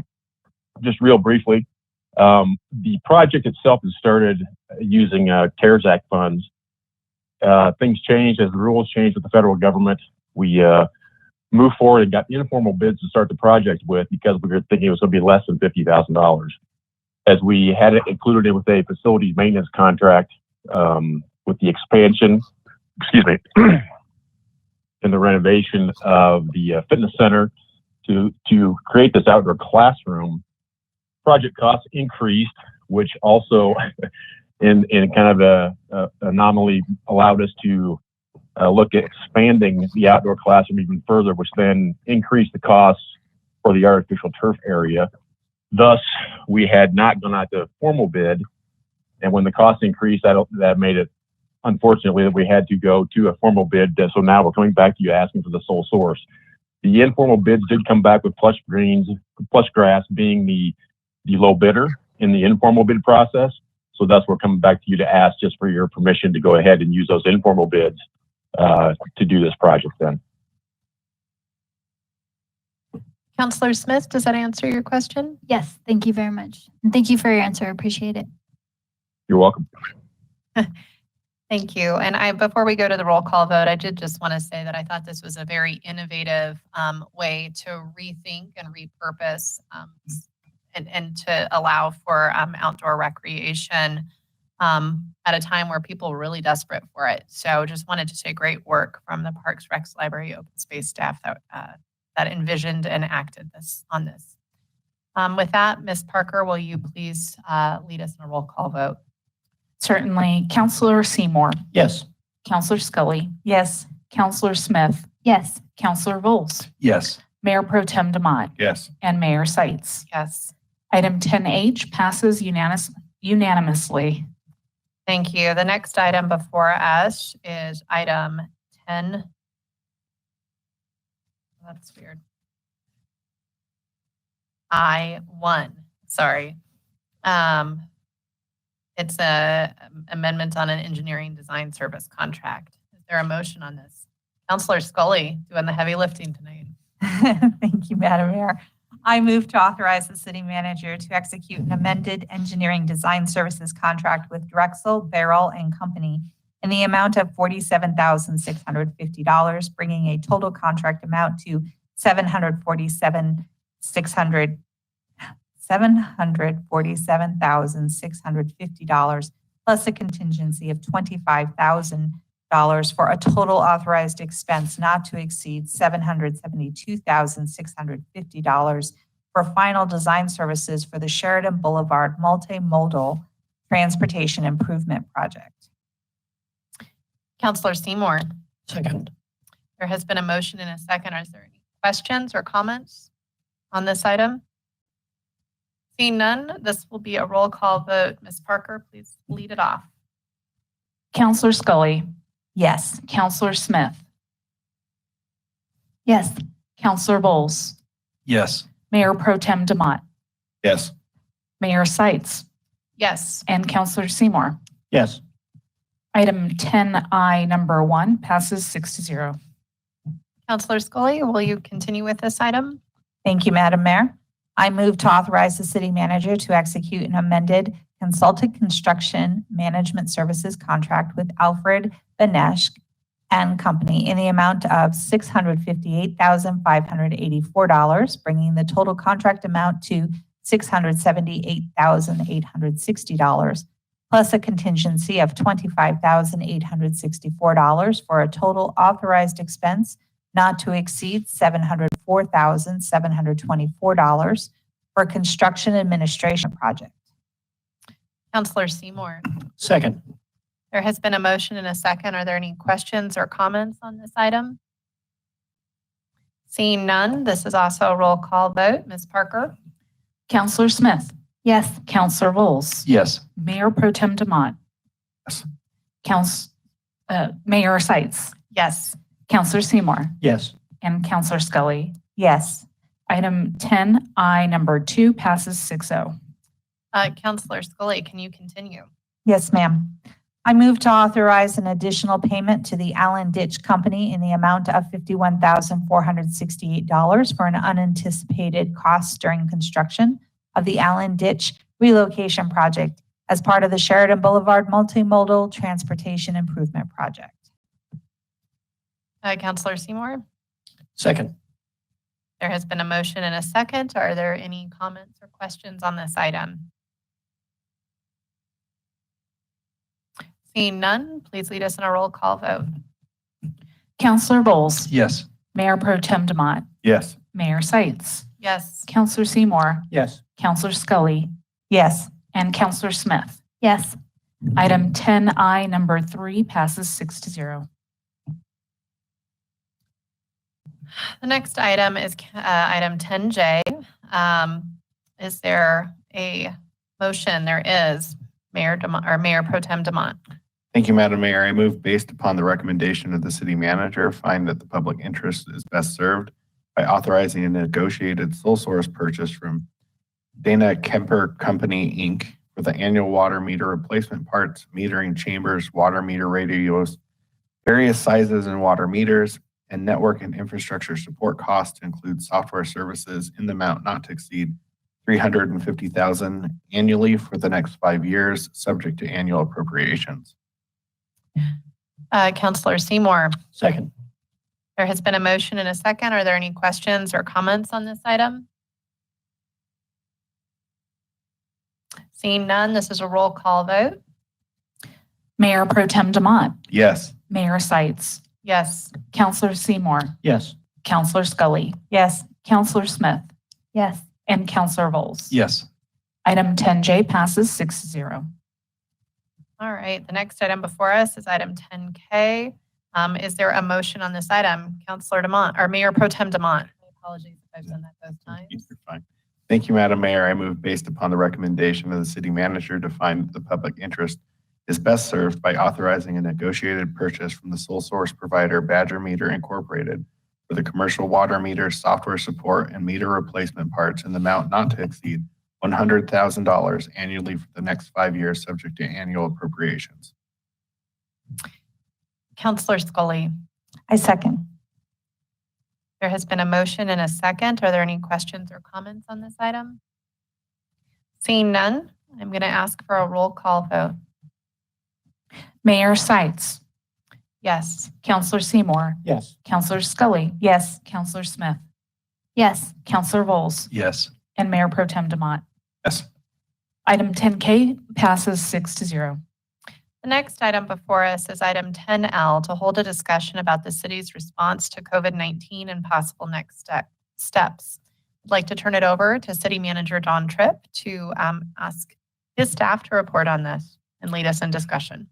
Yes, in just a second, I'll go ahead and ask Max Kirschbaum to come on camera, but while he's doing that, I'm going to just mention again that city employees are coming back into Westminster City Hall on June 1. We're going to be bringing in 50% of the workforce initially, and then we'll continue to do a significant amount of telecommuting moving forward. We are looking at kind of plans in that regard.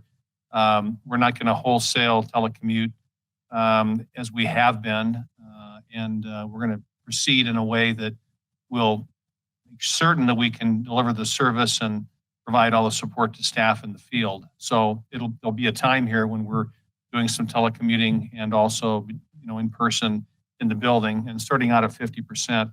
On June 14th, the building will open to the public, and all of the services that have been available in person prior to COVID will be in person that day.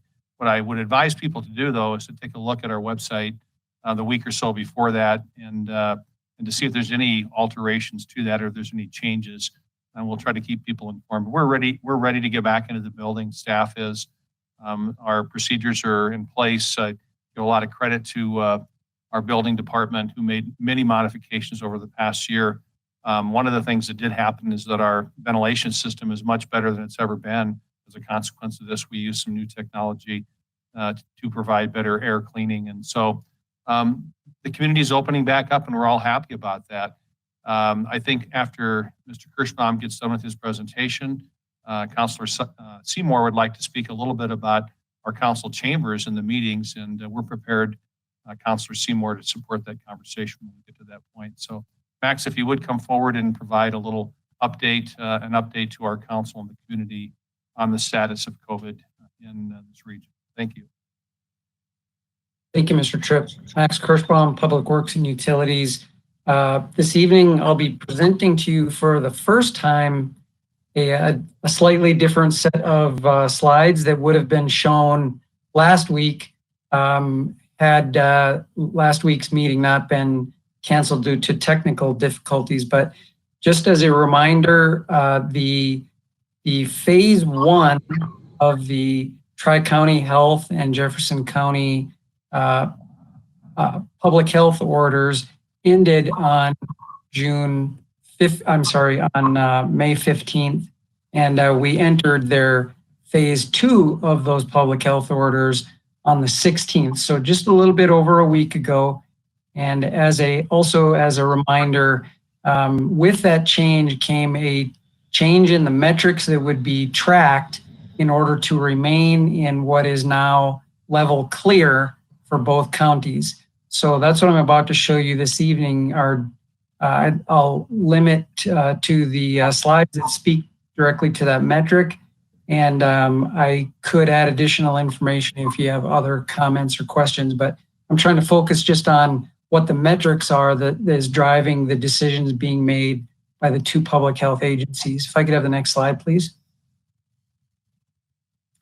So here's what, for the Adams County portion of Tri-County Health, what the data looks like. They track all three counties independently of one another, but as you might remember, that red line represents 2 hospitalization cases per 100,000 population over a 14-day period within the county.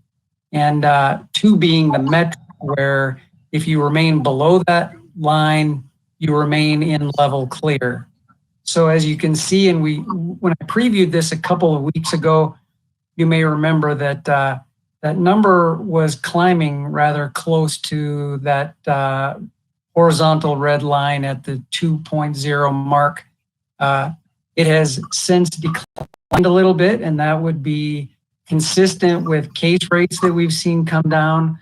We've seen statewide hospitalization rates come down, and we're still seeing maybe a leveling off, but still a slow growth in the number of people immunized in the state. So you would expect to see the kind of change in this line, and as long as it continues to remain on that trend that it's at, or at least remain at 2.0 or below, Adams County will remain in level clear.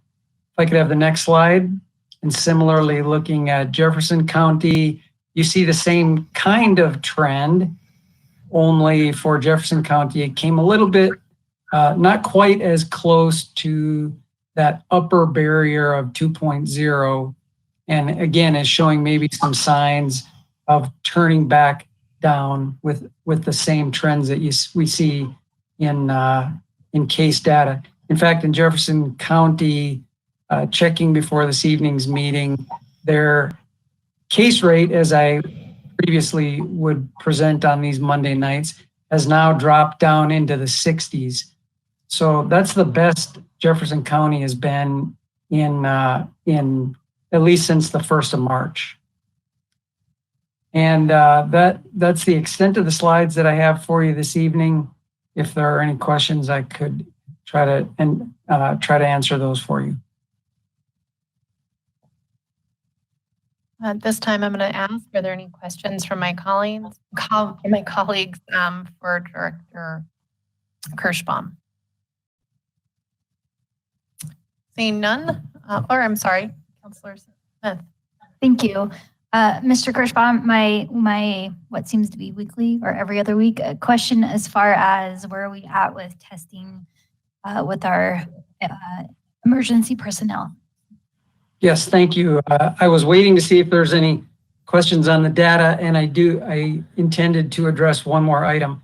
After further discussion with Deputy Fire Chief Burke, as well as Fire Chief Doug Hall and Police Deputy Chief Reeves, we have reached a decision to cease the enhanced level of COVID testing for select firefighters and police department personnel as of this Friday, I guess that would be the 28th. From that point forward, normal access to testing will be available to both public safety departments, just as it is for any other employee when the circumstance calls for it. Thank you. And could you clarify a little bit for me, because you said select personnel. What does that mean? Not every firefighter and every police department employee was participating in that enhanced level. So when I say select, it was for those who were participating in the program. Got it. Okay, thank you very much. Thank you. Mayor Pro Tem DeMont. Thank you, Madam Mayor. First for Director Kirschbaum, actually, and probably for the chiefs of both departments, I would just like to pass along my gratitude to the troops as well as Max, your people, for being the people who had to go out and continue to work through the pandemic in the last 14 months, but B, for also having to go through extended scrutiny that most of us didn't have to do to make sure that all of us were safe. So would appreciate if each of you would let your departments know our gratitude. And I welcome that information, and my hopes and prayers are that we stay in the condition where that doesn't have to continue again. I did try to get into the queue because I wanted to ask a question of City Manager Tripp as far as like getting back to work and stuff. And you probably won't be shocked to hear, what have we learned kind of question. But I know like in the private sector, a lot of what we're seeing is where there are cost savings that we can continue on, as well as ways that people can adapt in this new remote work lifestyle. This is probably going to be an evolving thing, I imagine, but as part of that plan, are some of these things, do you think, cost savings areas or ways that the workforce can, find different efficiencies and quality of life things that we've discovered throughout COVID where we've learned to work in different ways? And do you see some of that changing the way that the city of Westminster does business moving forward? The short answer is yes with an exclamation point. The practice of that is that innovation really is about an organization that continuously, in good times and challenging times, looks at ways to improve its business model. In the challenging times, there tend to be more opportunities actually to take a look at business model changes, because you're forced in those cases to make immediate changes without a lot of testing in order to just continue to deliver the services. And so you take a little more risk than you might normally take. I'll go back to within the first 60 to 90 days, I think it was, Chief Carlson brought in to the organization a consultant from the outside who's in law enforcement and did a complete forensic analysis of the first 60 to 90 days of our response to COVID. We took that report then, and we had that report in our hip pocket for the next 2 surges that we had, and we made adjustments from that. So we have, yes, been collecting data from the very beginning. There are many other examples. I'll throw a couple out that I think are going to be meaningful. One is how much space do we need in the future in a society that now accepts and has adapted to more work from home and more telecommuting and maybe less permanent office space? We have office space needs that we've identified in this organization, particularly in the areas of public safety, the municipal court, and growing operations in parks and recreation. And so those are very different kinds of configurations. Some are outdoor, indoor sort of maintenance. Others are administration. Of course, the municipal court is use of its own. But knowing today that we operated for a year with City Hall completely dark in terms, for the most part, and all this office space available, that's not where we want to be full time. We want chambers to be full. We want people to come in and interact with city government. We'd like to do that to some extent face to face, but I do think we have an opportunity there. The other thing that happened that I'll just close with is that we froze somewhere around 65 to 70 positions. We've not brought any of those positions back on without analyzing and assessing if we really needed to. What did we learn from not having these positions there? I would tell you that the organization over many, many decades has not overhired. And so, there's not the quote unquote fat in the organization that is able to come out sometimes when you have this sort of downsizing. What happened in our organization is jobs that took 4 people were now done by 3 people. They continue to need to be done by 4 people, and people were stressed and strained from that. So in those cases, if there were business process changes where the 3 people found a way to do the work with 3, we're sticking to 3. And maybe in some of those cases, it was buying a piece of technology that we hadn't even tried before. So I hope maybe I've been somewhat convincing to tell you that we've been looking at this from day one, and we'll continue to do so in the future. And I think the budget that you have in front of you now has some adaptations. Some of the new positions and things that we brought forward that are business process changes are as a consequence of what we learned in the last 15 months through COVID. It's not the only thing, but we certainly have redirected some resources to things that we probably need more of going down the road than we had a need for previously. So thank you for the question. That's a great answer, and I appreciate you sharing that with us. And I look forward to learning anything else, because I'm sure there are other things that are hard to fit into that summary. But I think that's great, and it's important for the public to know where we had those wins that I'll call them out of a bad time. So I appreciate the information.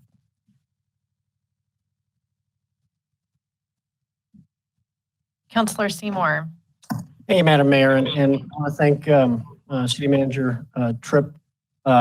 I sent an email out and CC'd my colleagues a couple weeks ago, and we were going to start to have this conversation last week, but we, flexible and moved it on. And so I had some questions on thoughts on moving forward with phase 2 as far as our council chamber, and see where we are at on thoughts with staff on that.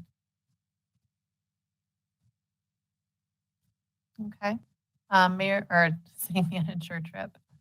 Thank you, Mayor. I would just say a couple things at a very high level, and then I'd like to hear from the council, maybe some direction in terms of what your thinking is. The first thing I'd say is that you have agreed, and I think we've made a decision as an organization to follow the lead of statewide, first of all, and then regional through the health departments, their guidance. And so what's available to us to do is really going to be under their guidance in our view. I think that's a wise thing for local governments to be doing, so we have some continuity and consistency throughout the state of Colorado. That said, there are some limitations. They have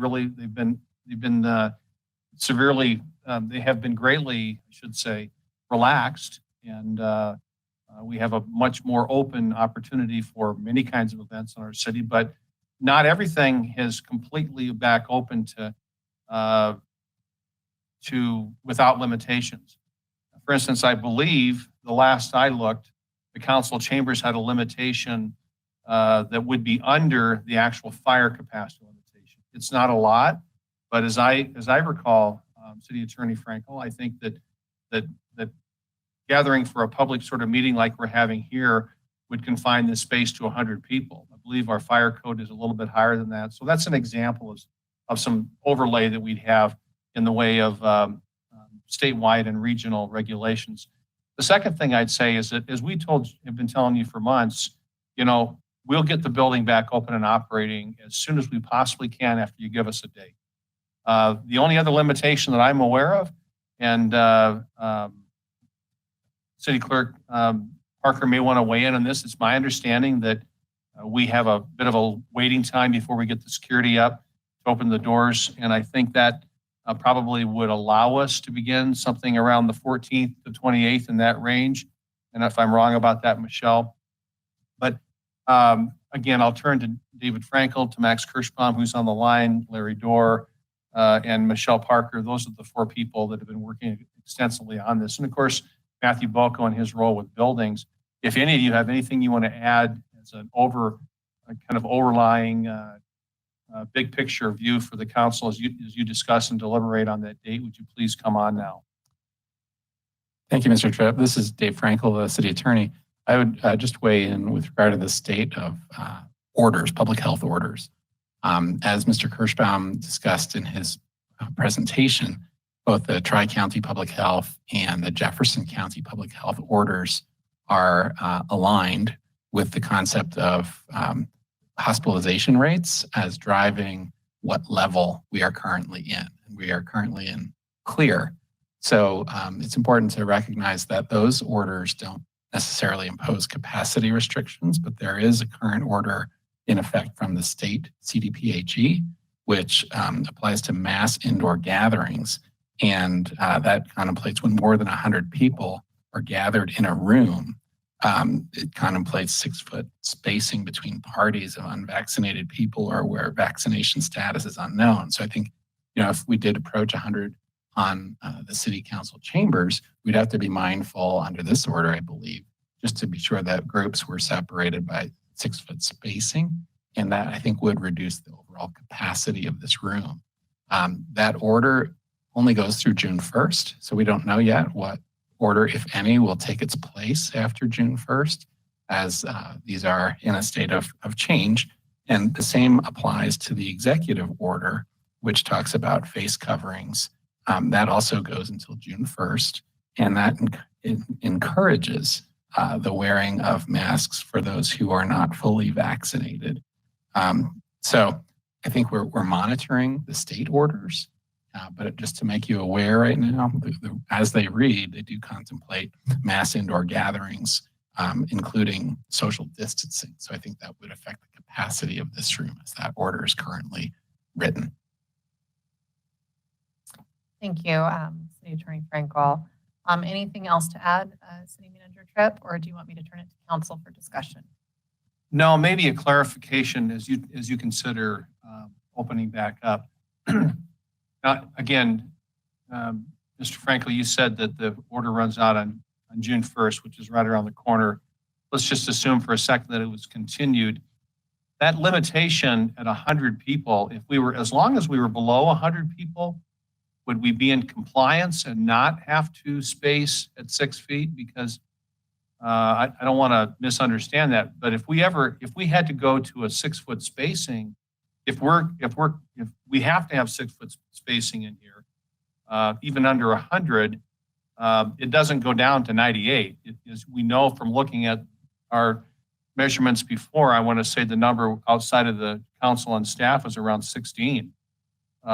So Dave, can you give a little advisement on that as to what that really means? Sure. I think the way I read it is that you could go up to 100, but going over 100 creates this challenge with capacity because over 100 mandates the 6-foot spacing. So I think that laid out in this room would dramatically reduce the capacity below 100. So I think at this point, you could go up to 100 under this order. And I wouldn't recommend exceeding 100 because then you'd likely lose a large portion of your capacity. Obviously, this may change after June 1st. Right, okay. Mayor Pro Tem DeMont. Thank you, Madam Mayor, and thank you, Mr. Frankel and Mr. Tripp. I guess my question, because I know that there was one point where we had started talking about coming back and things kind of took a turn for the worst. But if you limited this room to 100, wasn't there an idea once to use the lobby as overflow and that being a different room? And I think even maybe the downstairs room, I don't remember exactly what, but I thought there was a plan in place. Could we re-implement that plan in order to add additional capacity?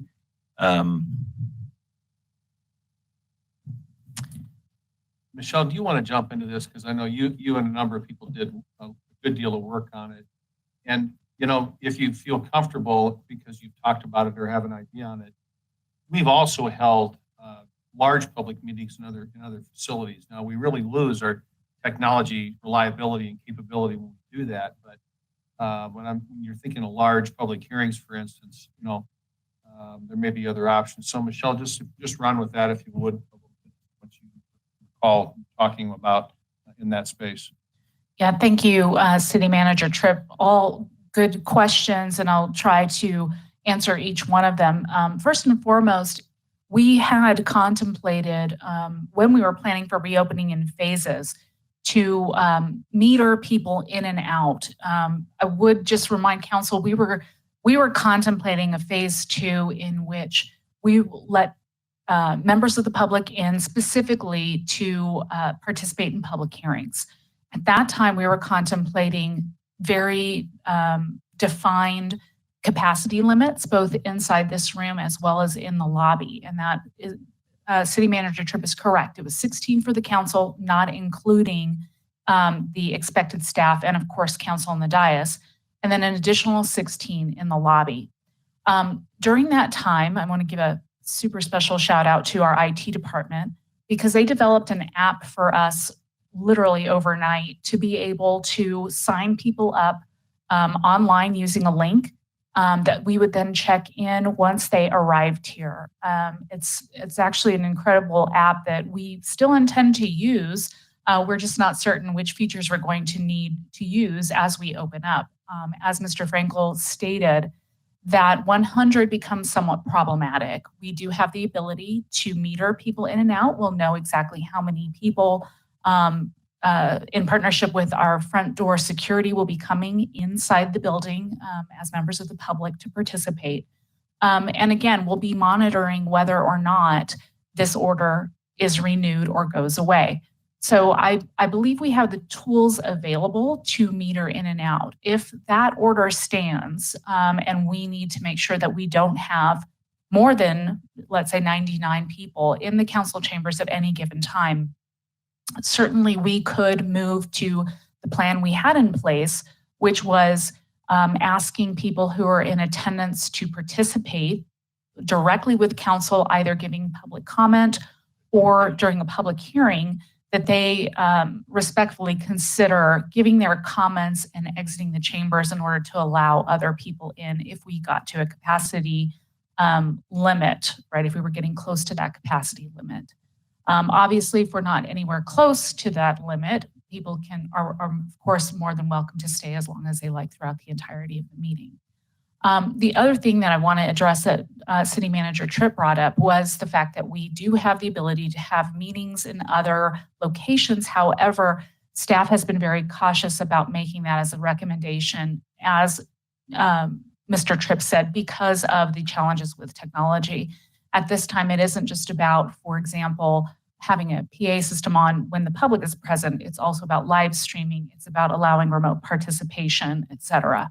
Another idea and option that staff has discussed and would recommend is anytime there is an anticipated meeting with extremely high interest and participation from the public, for example, a public hearing, that council consider having it as its own standalone special meeting so that we can better manage the crowds if need be. We can better manage capacity limits, and people who are interested in just that one particular item would have a higher probability of being able to come and voice their opinions with council, participate in their government, and listen to it in its entirety. So those are some of the options that are available. I also want to let you know that we have engaged with our security company. We anticipated this discussion last week, so we asked that they assume that we would be ramping up for a June meeting. At this time, if council wishes to direct staff to be ready to hold a June 14th meeting, we might have a staggered start time for our security personnel, but we would certainly be 100% ramped up and ready to go. And by the second meeting, we would absolutely have staff to support that. Mayor Pro Tem DeMott. Thank you, Madam Mayor, and thank you, Ms. Parker, for all those answers and also all that work. I know that you've pivoted multiple times trying to navigate through the last 14 months, and we appreciate it. My preference that I would voice to my colleagues is that we do use those tools. It sounds like we have a robust amount. I'm sure that we'll still have to pivot through it multiple times to make it right.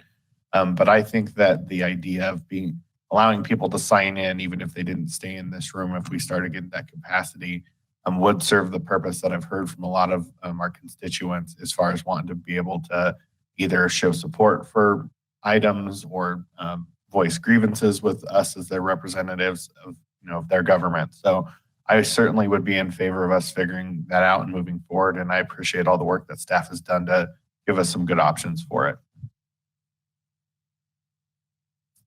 Thank you. Councilor Seymour.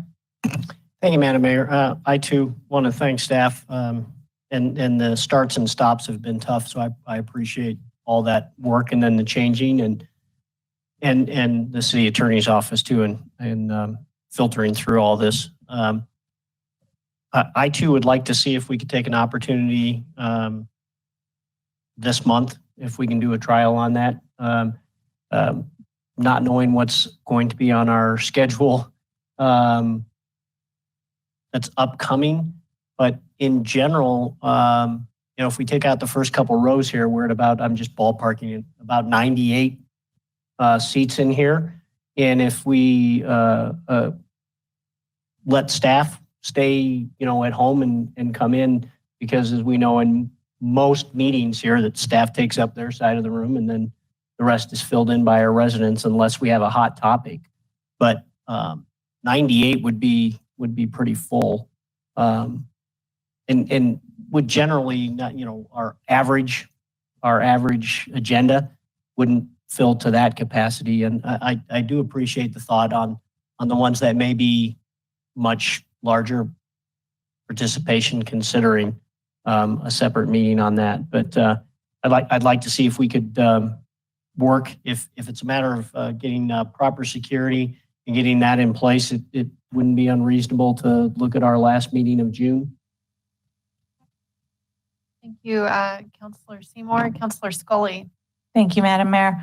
I'm just going to pile on here. I agree. I think that the sooner we can open up and allow the public back in would be ideal. If we could do it by June 14th, I think that would be awesome.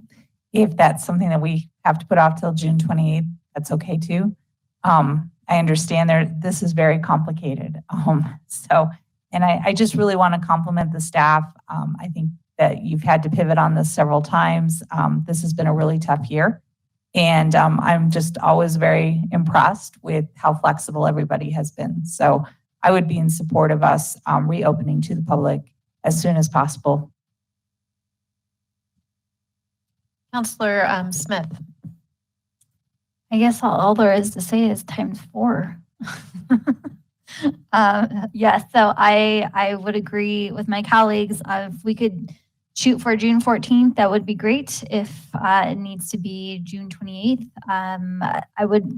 what I would like going forward though is for us to have a set date and shoot for that, and not try to do a back and forth. I know that that's out of our hands in the past, but moving forward, I'd like us to stick with the date so that people have an expectation of when that they can arrive at chambers.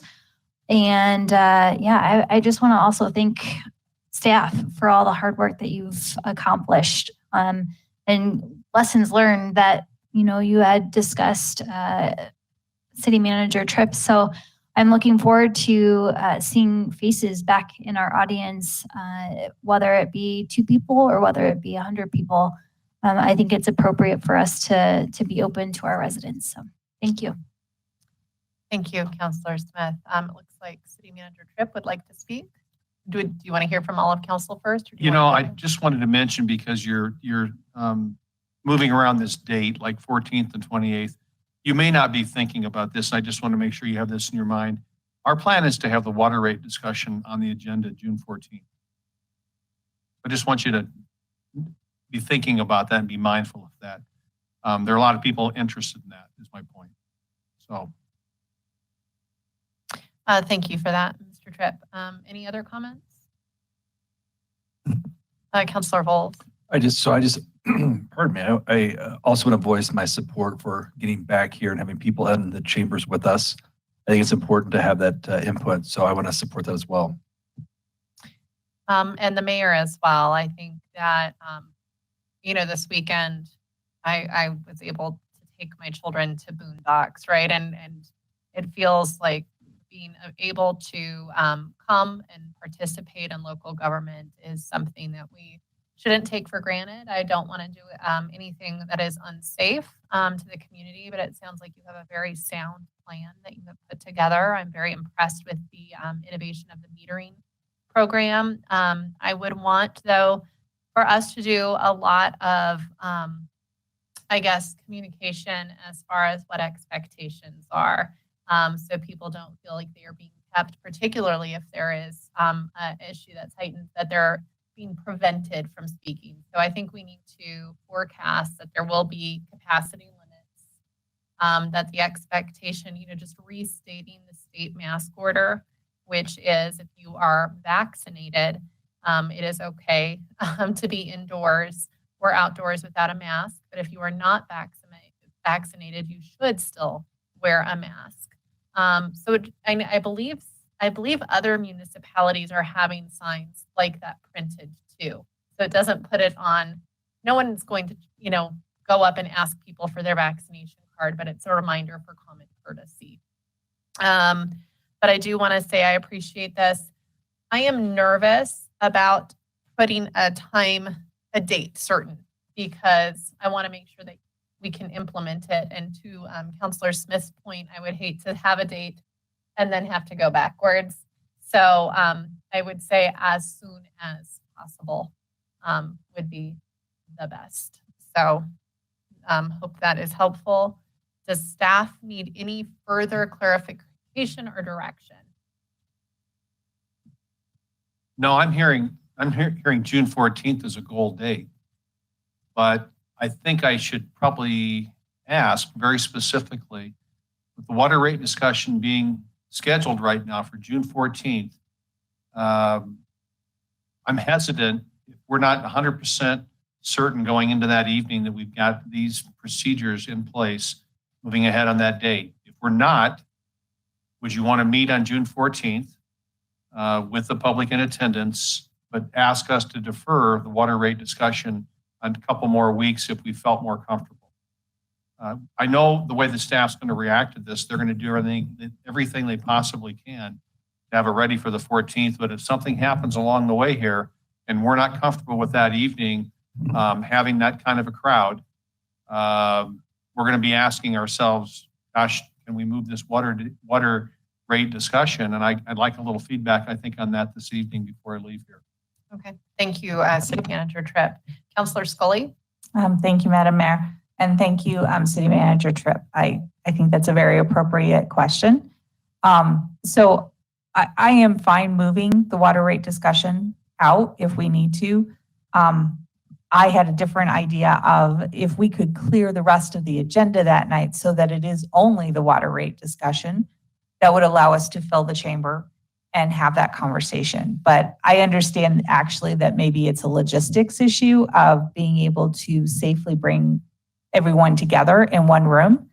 And so I think that it would be, I am fine with moving that discussion out a few weeks to maybe June 28th or even July. So I'm fine with that. I trust the city staff to think about the logistics of this room. You guys know it much better than we do. You know the state regulations, and I know that you're going to work hard to stay in that compliance. So I would be fine with either one of those solutions. All right, Mayor Pro Tem DeMont. Thank you, Madam Mayor, and thank you, Mr. Tripp, for bringing that point up. I think that there's no better opportunity to try to get this right so that we can have that discussion with the public, in my opinion. So if that means delaying it, I would be open to that. If it didn't feel like you were going to be able to make that mark, because especially now that we're trying to figure out how to get in front of the public, I'd want them to have the opportunity to voice their opinions of the water rates to us. Councilor Seymour.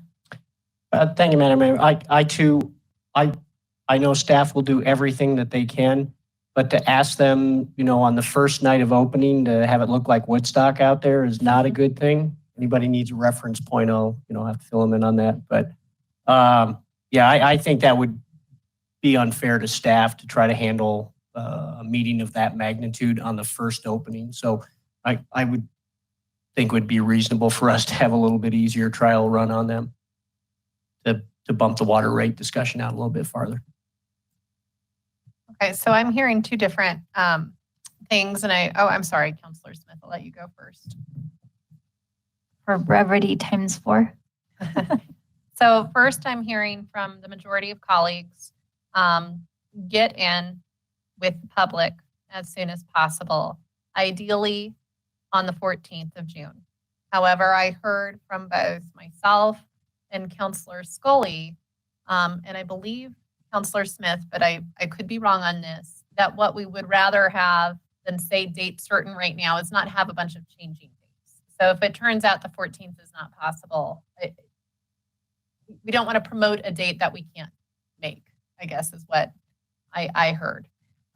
Secondly, I heard there is some concern about having our very first day back open to the public being a night that we contemplate a large amount of attendance. And so perhaps what I have heard is a proposal to push the water rate discussion back to the following perhaps city council meeting. Or maybe further back. I'm not sure what City Manager Tripp was proposing. Those feel like two different things, and I wonder if we should take the water rate one first, just to make sure we're all in agreement that we're comfortable pushing that conversation back. So with council's permission, I'd like to go, and I can see you have a few of you have comments that I was going to pull for, but I can take the comments first. Well, I have a clarifying question, if you don't mind, of City Manager Tripp. Of course.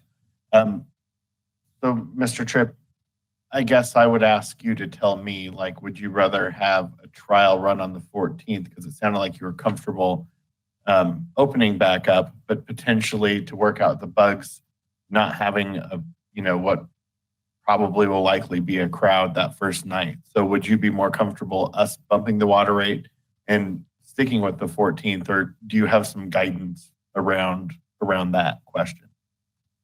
Well, I wish life was simple. I could say that. And I wish sometimes I didn't have technology where staff could be telling me what all the other problems, these sorts of ideas I'm throwing out cause, just to be very candid about it. One of the problems is that we have some staff that won't be here on the 28th that we'd like to have here as a part of that presentation. When I really raised it because I know that we'd be dashing to that finish line to have it ready on the 14th. And if somebody came to me and said, we're really concerned about our capacity to handle a Woodstock type crowd, quote unquote, which I know a lot about. Now you're into my era, Counselor, thank you. That being the case, I wanted just some grace to know that we could back off that if we needed to, if we weren't comfortable, that we could create the right environment and the right safety for everybody. So I think we're going to have to deal with the machinations of what's best in terms of providing you the best scenario to hear all of the information you need to hear to deliberate and for the public to respond. I just raised it because it's hard to keep everything in the front of your mind when new things come in. I just wanted to make sure you weren't forgetting that, we're running up against a pretty significant issue in terms of people's interests. So what does that all mean? We'll work it out, and we will be shooting Mayor Pro Tem DeMott for the 14th if we can make that work, because I think we're ready to go. If we're ready to go the 14th, we should move ahead. I appreciate that. In my day, it's more Ozfest, but I appreciate the clarification, but it's okay. But I appreciate that, and whatever you guys can do to hit that mark, I super appreciate it. And it makes full sense to me what you're saying. I guess what I would ask is, we will meet before then, maybe not in a formal meeting, but I think there's an opportunity for you to raise a flag prior to the 14th. If we come into the 7th and you have a problem, I would ask that you do so. Yes. Counselor Smith. Thank you. Along with Mayor Pro Tem DeMott's question is, my question is, when would you and staff feel comfortable enough to have an answer to say, we have enough data, enough information to pull the trigger? I hate to guess. I'd be probably the least competent to do that in this room. What do you think, City Clerk Parker, about the logistics and your level of comfort around this discussion? Thanks. I appreciate the opportunity to weigh in on this.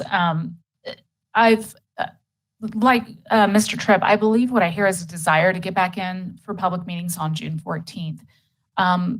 Thinking way back to when we first made the recommendations for the phases, I also want to remind you that it isn't just about engaging with our security company, especially if we are anticipating an extremely large crowd. It is also about, in order to accomplish the back-end staff for administration and execution of that application, which includes metering in and out, and also just crowd control in general, we would need to make that decision as soon as humanly possible, because we'll have to ramp up our own city staff, as well as potentially asking for extra support from PD in terms of just helping us to meter in and out, have a better presence here, as well as potentially in the lobby and in the plaza.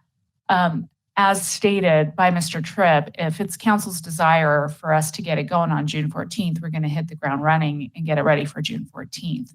I am bluntly a little concerned about running a big load test on a brand new application and process the first night out of the gate. But if that's council's desire, we're certainly willing to do it. We will be sure to plan for as many contingencies as we can think of. Thank you, Ms. Parker. Does that answer your question? Yeah, and Ms. Parker, is that answer based on the fact that it would be a water vote on 14th or a lighter schedule on the 14th, or would it not matter? Well, I think that, it's council's decision if you want to move that discussion, and if that is, something that Mr. Tripp's other staff can support is a question. I think the biggest uncertainty for us right now is the fact that the order that limits our capacity to 99 has not yet expired, and we don't know whether it will be renewed or whether it will be allowed to expire. That will change the way we plan significantly. If it were to simply expire, then metering would not be an issue. We could contemplate a meeting where, we would probably continue to ramp up staff just for support, right? Just for wayfinding, directing people in and out, checking people in who wish to speak, et cetera. If that order is continued, that contemplates a lot more activity on our end. That contemplates perhaps, without getting into the nuts and bolts of how the app works, but potentially having people who have to hold either in the plaza or in their vehicles, who we would contact via text to let them know, similar to when you go and wait for a table at a restaurant, letting them know that their appointed time to come and address the council is near. So couple of variables right now that we just simply don't have our finger on, but we can certainly, walk and chew gum at the same time and plan for both if that's council's desire. Thank you. My last question would be, have we considered what it would look like if we split the difference in time?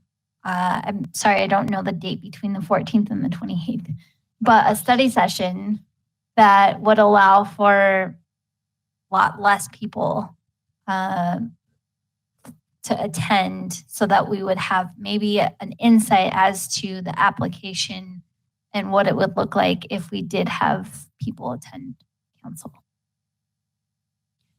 Just to make sure I'm understanding the question, is the question, what would it look like if we moved just water rates to the following Monday, June 21st? No, if we just did a study session, the in-between, all the dates. Does that make sense? Like so not the council meeting on the 14th, but the study session the next week, and actually be in person. I know that we're doing virtual as far as that, but like a test run to see on a smaller scale what it would look like for council to be in person with the public able to attend and using the application, as you're saying. I think we could certainly do a trial run of letting the public in during a study session. The only difference, though, the application contemplates that you're here to address the council and therefore cue you for public comment, which we don't have during a study session. So that it would still be valuable, certainly, to have people inside the building and meter them with our security team at the front. But in terms of testing the application, I'm not sure that we would get much value just doing a dry run on a study session evening. And honestly, as you all can imagine, we're running out of Mondays. Next Monday, of course, being a holiday. The following Monday being a study session, and as we'll discuss later, potentially a special meeting regarding your vacancy. But in terms of opportunities for doing dry runs, not a lot of Mondays available for us to do so at this time, unfortunately. But again, as Mr. Tripp said, life's kind of tough. Where if you let us know you want us to get going on it, that's what we'll do. Okay, thank you very much. Thank you, Ms. Scully, Councilor Scully. Thank you, ma'am. Thank you, Madam Mayor. Sorry. No, So, City Manager Tripp, I'm trying to process all this. So what I hear potentially is that staff may be uncomfortable with us moving this conversation out because they're worried about who would be available in the later timeframes. Is that what I'm hearing? It's a single consideration that doesn't trump anything else we're talking about here. Yeah, there's some subject matter experts that we'd like to have in attendance at such an important vote, but we'll work through that, and it's not going to drive it. I think that the big issue is going to be whether or not this order is extended. 15 months ago, had we had a conversation about any sort of an issue, we would have managed the issue in our council chambers or gone to a remote location. One thing that is being a bit missed here is that one of the benefits that we've gained from being remote for the last 15 months is that we've learned how to be pretty good with our televised meetings, which means that now thousands of people are going to have access to this conversation on water rates that wouldn't have had it before. So I think what we're talking about, splitting hairs a little bit here on, is whether or not we can have all these people in the council chambers or not.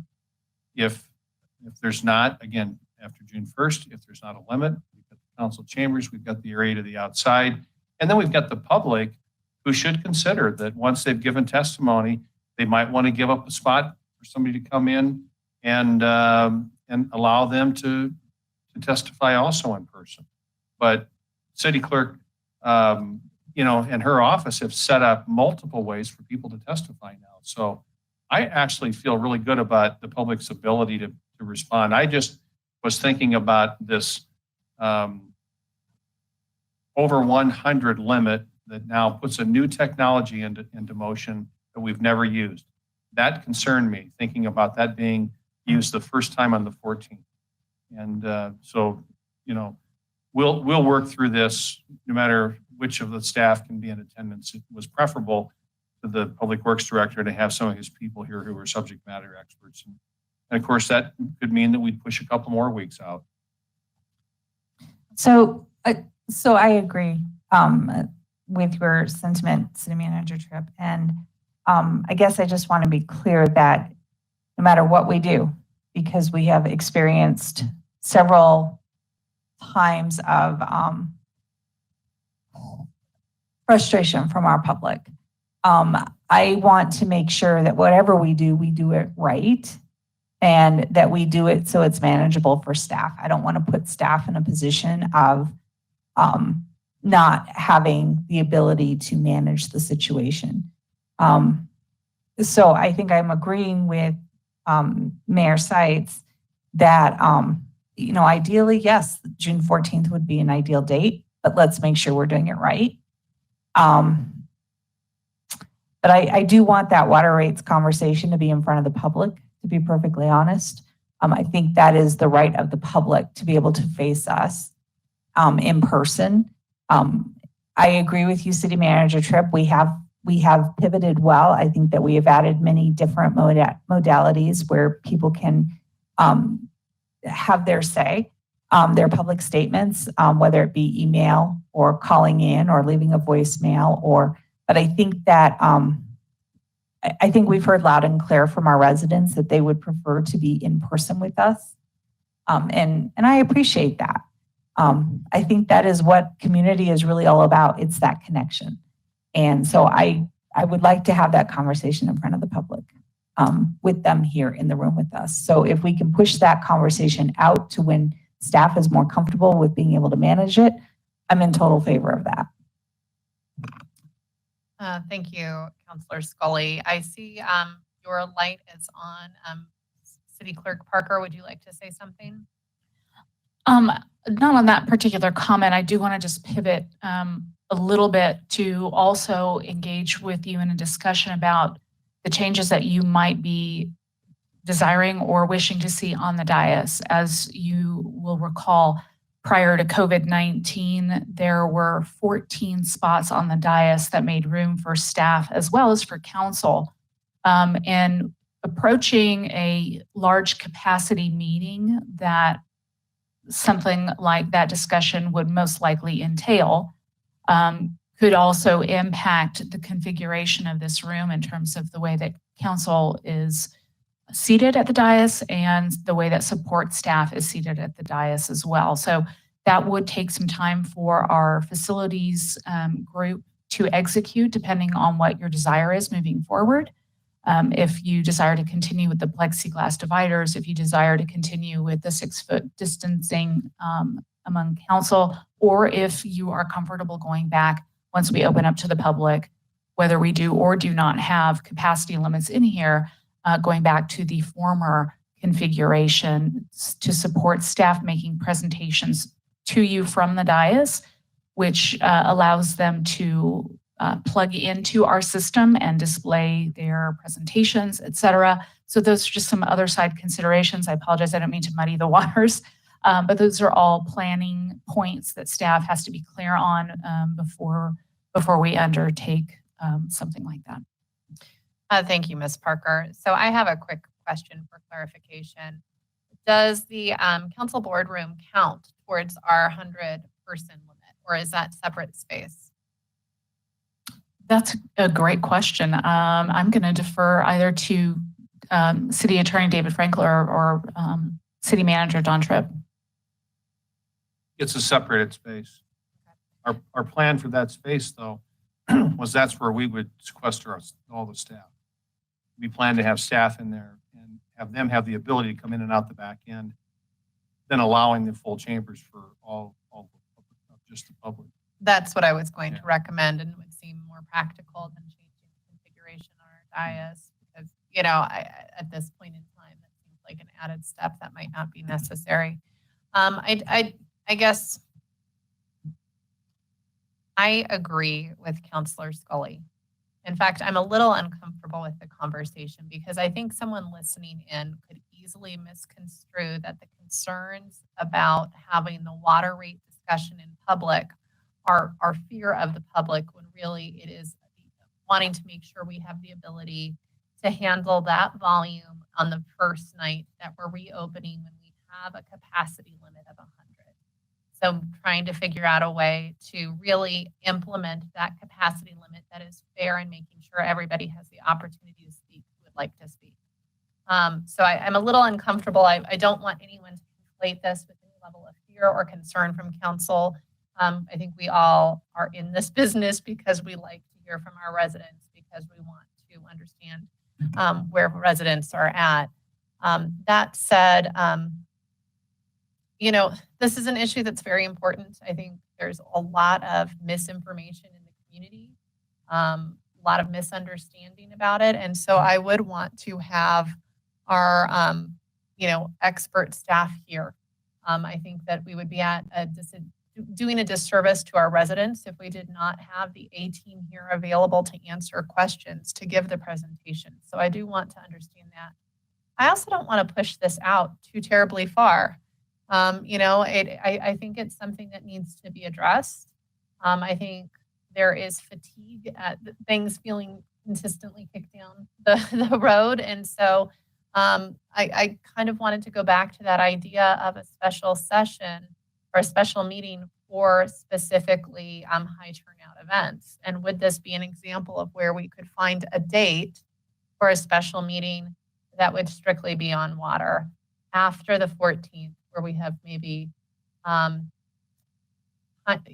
tested, done a beta test of our procedure, see if we can make it work, and then I guess open it up for a much more robust audience participation. So those are my thoughts after this conversation. And I don't know if I'm closer to a decision. I think that's going to need to be an offline conversation between City Manager Tripp, Clerk Parker, City Attorney Frankel, and the department heads. But that's kind of where I'm at right now. Is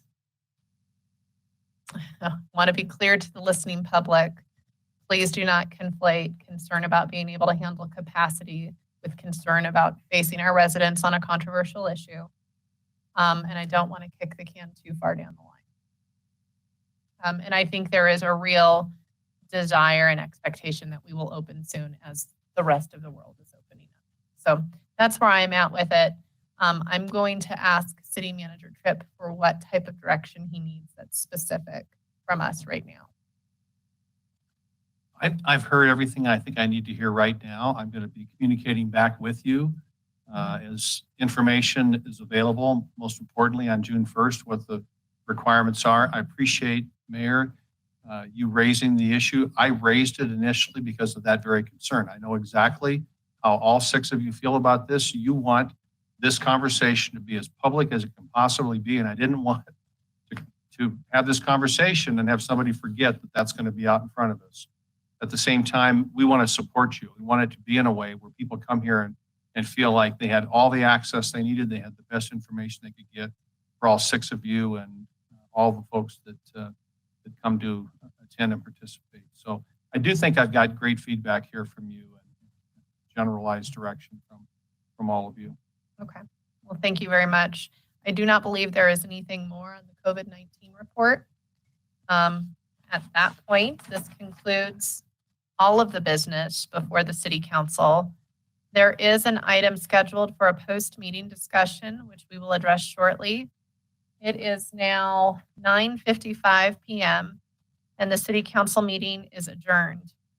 At this time, we will move, actually, I'm going to give us about a 5-minute break and then we'll go to our post-meeting agenda item. Thank you. Our 3 agenda items.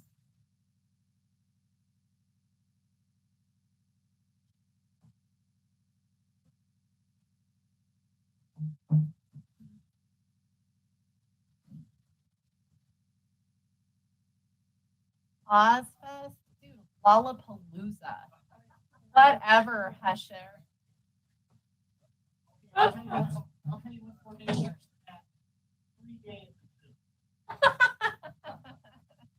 That is.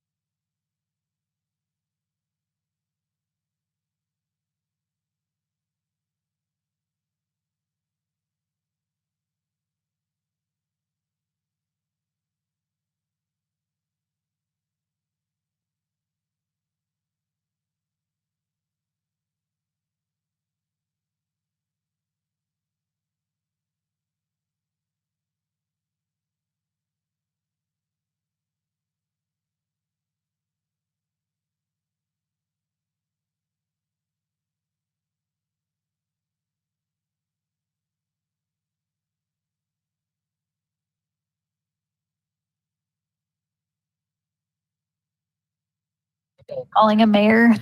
Yes, you may call me mayor. That's No, calling the mayor. yes, I am. I think I'm waiting just for the city attorney. Can we try to adjust our cameras so that it's in the form of the dais so that our people that are viewing us can view it in the form of the dais? I don't believe I can do that. So what we just found out is that if we close all of our video and we start with Councilor Scully, I go next, you go next, Mayor Pro Tem, then Councilor Seymour, then Councilor Voles, that it should align in the level of the dais so that when I look at you, Mayor, I'm looking at you on the camera and it's appropriate for our residents so that they can see that I'm looking at you versus looking at maybe Councilor Seymour over here, who I'm not even talking to. Okay.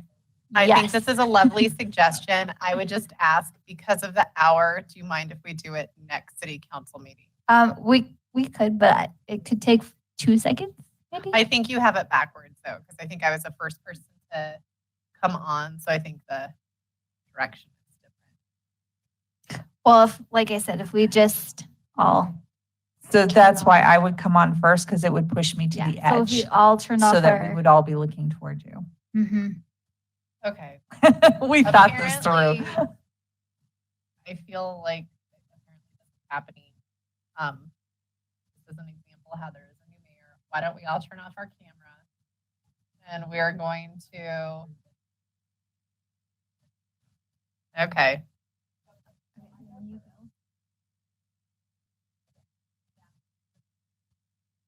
See, it's going to be the wrong direction. The mayor. Yep. Then Mayor Pro Tem. Then Councilor Seymour. So we should have done it in the. Yes, turn it on. Perfect. Okay, thank you. So now we're going to start with our post-meeting agenda. We have 3 full things on this agenda tonight. So I would like Mr. Tripp to please introduce the first item before us, which is the City Council vacancy discussion and next steps. I believe this goes to City Clerk Parker. Thank you.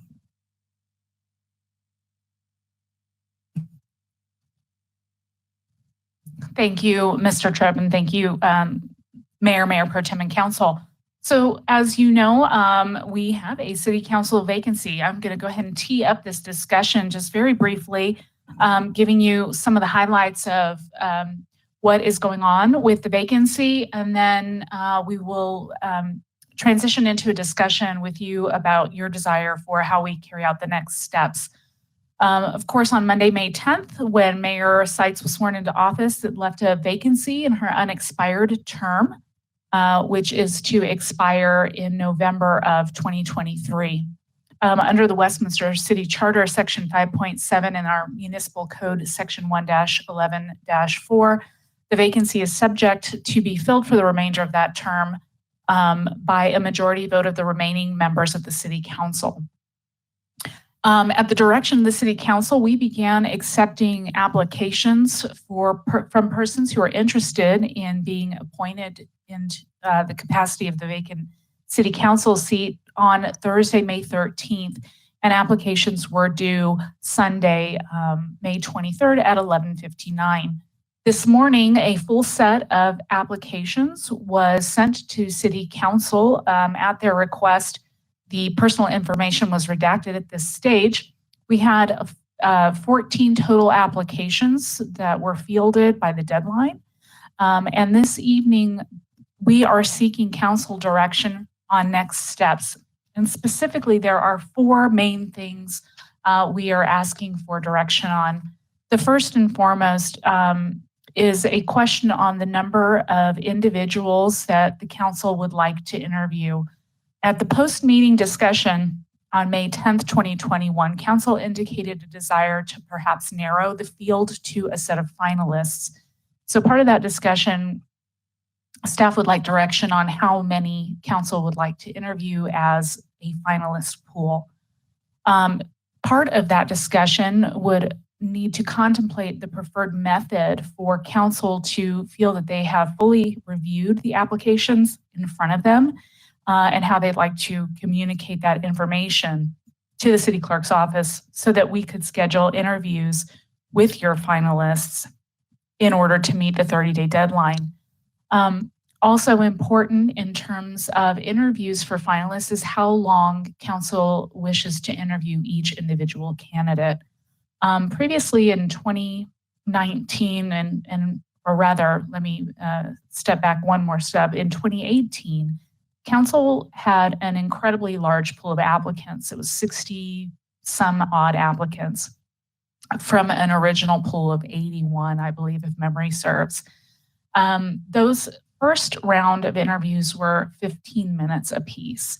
Once we moved into the next round, council did in fact narrow their pool to finalists. And those interviews, I believe, were 25 minutes apiece. Depending on how many finalists council would like to interview, that will also determine the number of special meetings that need to be scheduled so that all these interviews can be held in the public sphere. So finally, what we will also be asking direction on is finalizing the number of public meetings you wish to hold and the dates in which you wish to hold them. I will also point out for council, just to refresh your memory, staff did send out a poll of availability of dates for each of you. Unfortunately, none of the dates that we posed had unanimous availability, and not all 6 members were available.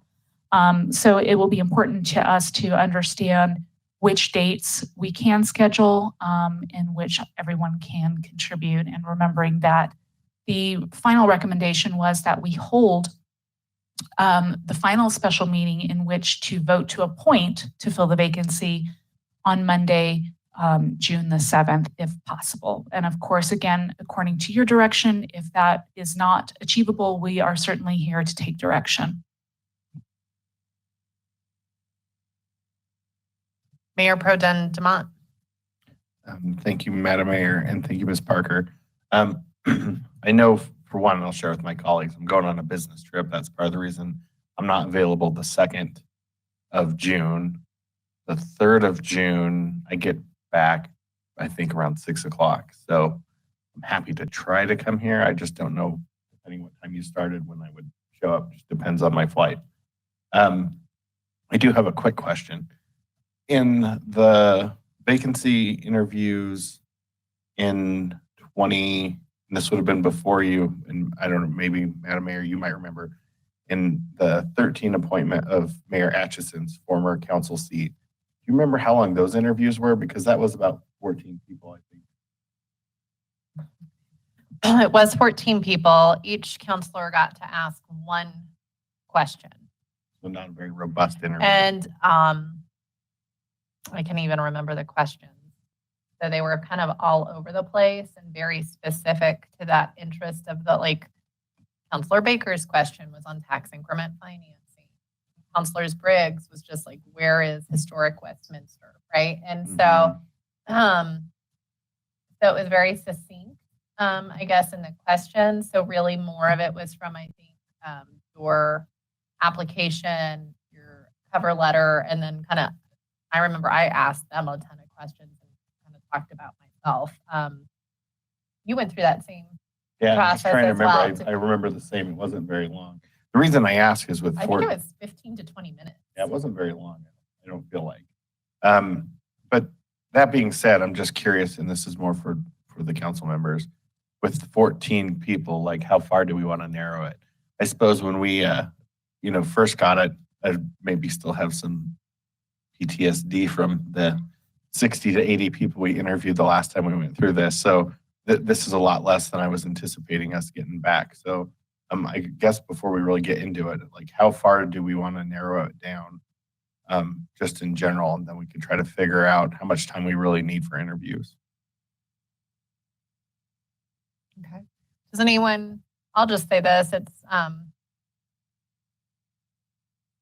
having been in hiring position before. I've never said, well, I'm only going to, I've typically looked at the pool of talent to determine how many people I wanted to bring back.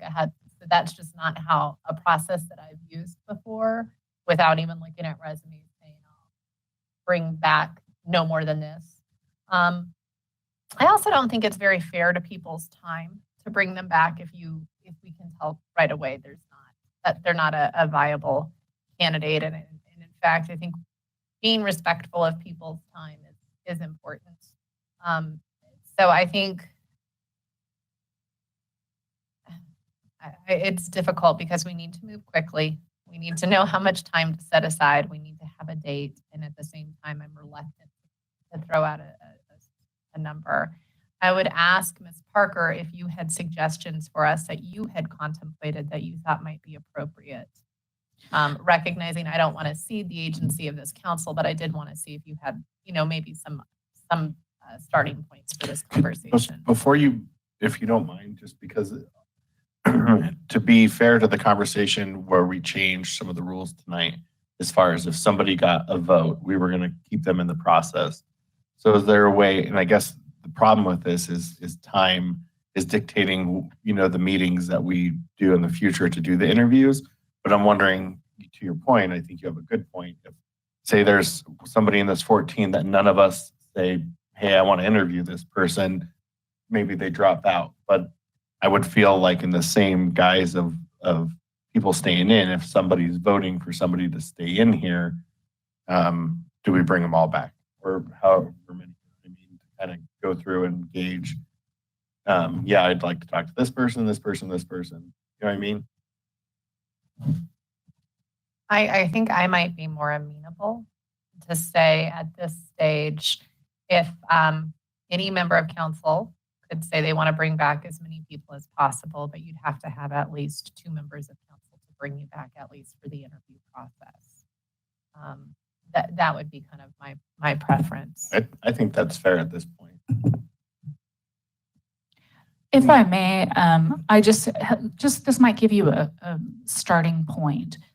With 14 candidates, if council were to, for example, wish to interview all 14 candidates for 20 minutes, we would probably be looking at 5 hours of council's time.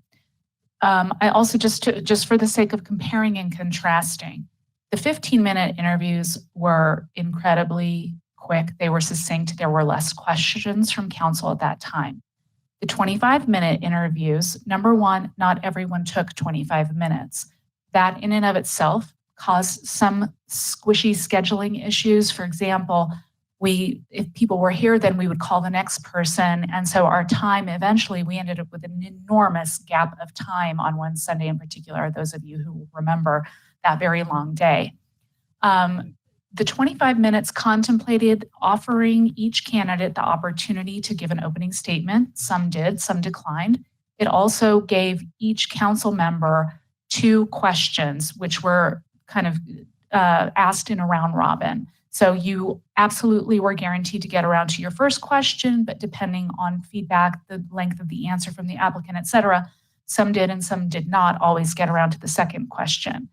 If there was time, there were follow-up questions allowed. And then if there was time, there was also a final closing statement, if you will, that was offered to the applicant. And so that was all accomplished in about 25 minutes. And again, as I said, not everyone took an entire 25 minutes.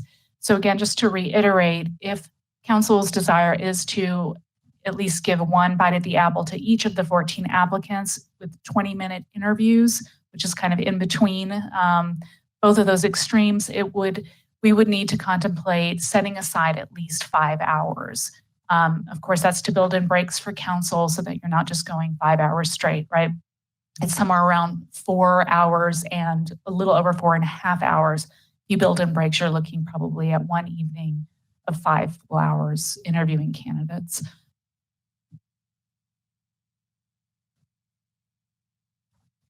Councilor Voles.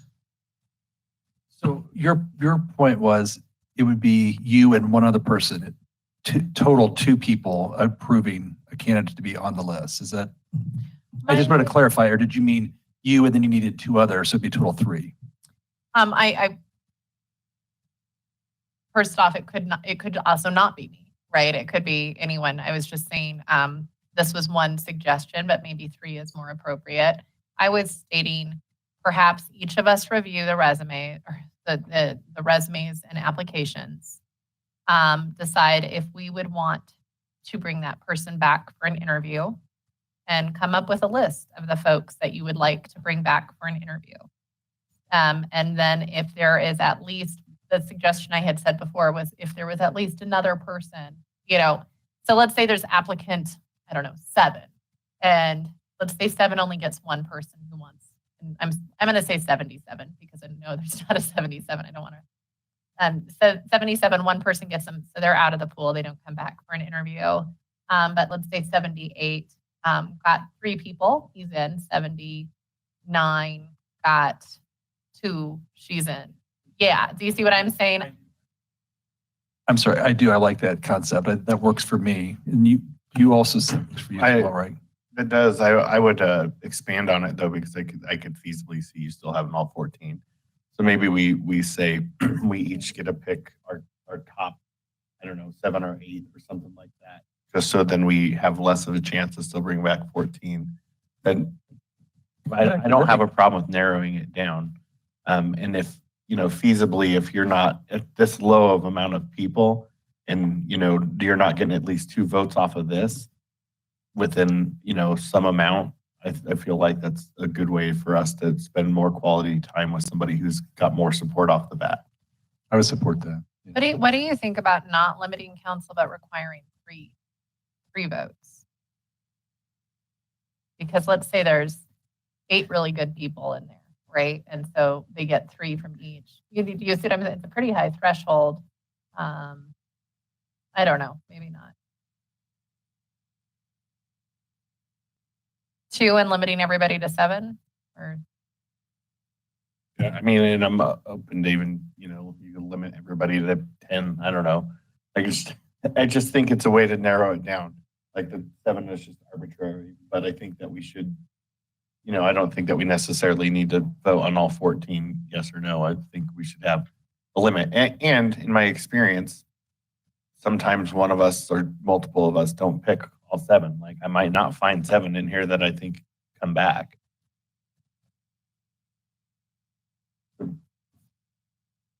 Okay. I feel like we're getting close, and I can feel myself fading, and I can tell the direction is getting less clear. So let me I'm going to poll my colleagues. Do people like the idea of requiring that each candidate have a threshold number of votes before we bring them back for an interview? Yes. Yes. Yes. I think so. I think the way that we conducted our recruitment for our judge, we were more aligned on some of them than I thought we would be. When we picked I think there was like 4, we had 14, and we picked, rated our top, I can't remember what it was, 8. And I think there was a threshold as far as those that didn't make a certain number, we just got rid of them, and then we kept the highest number in there. So the way that we did our judge recruitment. Yeah, no, I think that's probably sense. what implanted the idea in my head. Yeah. It worked well. We were not going to have an objective third party giving us, a quantitative score, but yes. So with that being said, you're comfortable with it, obviously. Okay. Councilor Scully? Yes, I'm comfortable. Okay. Next poll question. Would we like it to be 2 people, 2 votes, or 3 votes in order to come back for interviews? And I'll start with Councilor Scully because. Yeah, I would say 3. That's half your council basically saying, bring this person back. Okay. Councilor Smith? I like 2, but I think 3 would make it more competitive. Okay. Mayor Pro Tem DeMont? I'd like 2. You'd like 2? Okay. Councilor Seymour? I think raising the bar to 3 would help us. Okay. And Counselor Bowles? I like 3. I think it would, like Counselor Smith said, I think it makes it more competitive and kind of narrow. I like that better. And then Mayor Pro Tem DeMont, can you live with 3? I live with it, sure. Okay, just want to make sure it wasn't a deal breaker for you. And then my final question, do we want to, since we've set a higher threshold, do we still want to limit the number of folks that we're going to bring back? Starting with Counselor Bowles. And we'll go around. What's the question you're asking? Can you clarify? Since, I mean, actually have a physical number, like yeah, only like you 7. are only allowed to bring back 5. Like you're only Like allowed total for all of us together, or each person? for each person. Oh. Because that could really limit it. Probably not. Okay. I'd have to hear more about why we would do that.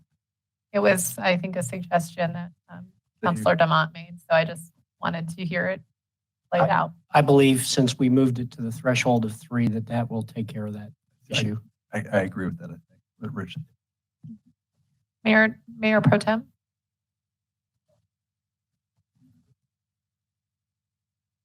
I'm just trying to think if that really narrows it. Like, we've recently come into scenarios where 3 of us have voted the same way an awful lot of times. So I feasibly could see us remaining with 14 candidates, I guess. But they were different. That's my concern. I feasibly see you still having all 14. Just feel like if there's a different threshold, we're giving ourselves a better opportunity to narrow down and have a more robust interview process. So thank you for that. We're going to ask Counselor Smith. I'm sorry. Well, I wasn't following as far as. This was Counselor DeMont's suggestion that each one of us on council would only be able to vote for or want to bring back a limited number of applicants. So like he could only choose 10 maybe of the 14. Oh, I see. To further like limit putting it. a number to it. He wanted to put a number to it. In addition to, then they'd have to have 3 total council members endorse them to come back for an interview. I have to think about that. Okay. Counselor Scully? I would not be in favor of putting a limit. I think that we can get there by doing the 3 and going unlimited. Okay. I could get there if the number was like 10 or something, because we'd know at the very least we'd be eliminating 4 folks. But I think that the way it's structured, most likely there'd be folks that aren't coming back. But I guess the majority until. What are we looking at as far as the time that we would be interviewing these people for? I believe Ms. Parker said that if we were to interview all of them for 25 minutes each, it would be, or was that 15? That was for 20 minutes. For 20 minutes each, it would be 5 hours. So to be quite At 14? At 14. Okay. Yeah, so. And would we want 20 or would 15 suffice? I would not. I would rather have 20 than 15-minute interviews for something as long as a 2.5-year council term. I think we want to have a better sense of who we're. That would be my preference. Having done a 15-minute interview, and I think you were a 15-minute interview too, it's pretty short. It doesn't provide much opportunity for you to really let us know how your thought process works, in my opinion. Okay, yeah. Well, going back to answering the question, I would, if we have 20 minutes with a certain threshold, I'd be fine with that. That way that we would not have 20 minutes for 14. We could potentially have 20 minutes with whatever our threshold 10 or is. less. Yeah. Okay, so one last time, I've heard, I would be fine with saying each counselor can't choose more than 10 people. A person needs to have 3, an applicant has to have 3 endorsements from council to come back for an interview. So we would know it would be no more than 10, would be the upper limit. So it would force us to be, we couldn't all just choose everything. I could get there. I could get there too. So if are you doing a poll? I am doing a Okay. poll. That's fine. Okay, sorry. Sorry. No, I'm getting tired and I would support that. I think that makes sense. I guess I think we do need to find a way to scale it down somewhat. So we spend quality time with the people who are in that pool that we're really interested in. So I would support that as a way to narrow that down to like really the people we're interested in. I think that's probably a good idea. Okay. Counselor Seymour? Yeah, and I do appreciate not wasting someone's time also. So. Yeah, that's fine with me. Okay. 7 was arbitrary, so 10 works great. Okay. I'm fine with that. It seems like a compromise. That's fine. Okay. So we have that. The last thing we need to do is, I believe, hammer down a date for staff. Okay. I know they have given us a doodle poll. Not all of us had a date that would work. Mayor Pro Tem has mentioned that he has a time, a work trip that is scheduled. Do we want to try to do this on the dais tonight when we have staff members waiting to present on 2 other topics? Or how should we handle this that is most efficient and respectful of everybody's time here tonight? I don't feel that each of us, because we're going to need about 4 hours. Yes, Ms. Parker, please. And I'm sorry, I don't mean to interrupt, but if I might, the clock is ticking and time is of the essence for staff to be able to contact. First of all, we need you to communicate to us in whichever way you desire who those 10 people are. And I need to know by when you will be able to provide that review to us. We will still have to contact potentially 10, if there's agreement, applicants and schedule them for interviews based on whichever date that you would like to choose for that special meeting. So there's quite a bit of back end work that it would be our preference if we could get clear direction this evening, as well as the fact that we will have to call special meetings, which also require back end administration, noticing, et cetera. So if at all possible, a couple of other questions that are really important to us. Number one, how will council communicate with us their 10? Number 2, by what date? And then number 3, what date you also want to interview so that we can get all of those potentially 10 people scheduled in a manner that hopefully they will be able to work into their schedule as well. Thank you for reminding us of all of those questions. First, I was going to ask folks, I believe on the doodle poll that you gave us, Friday the 4th and Saturday the 5th were options. Is that correct?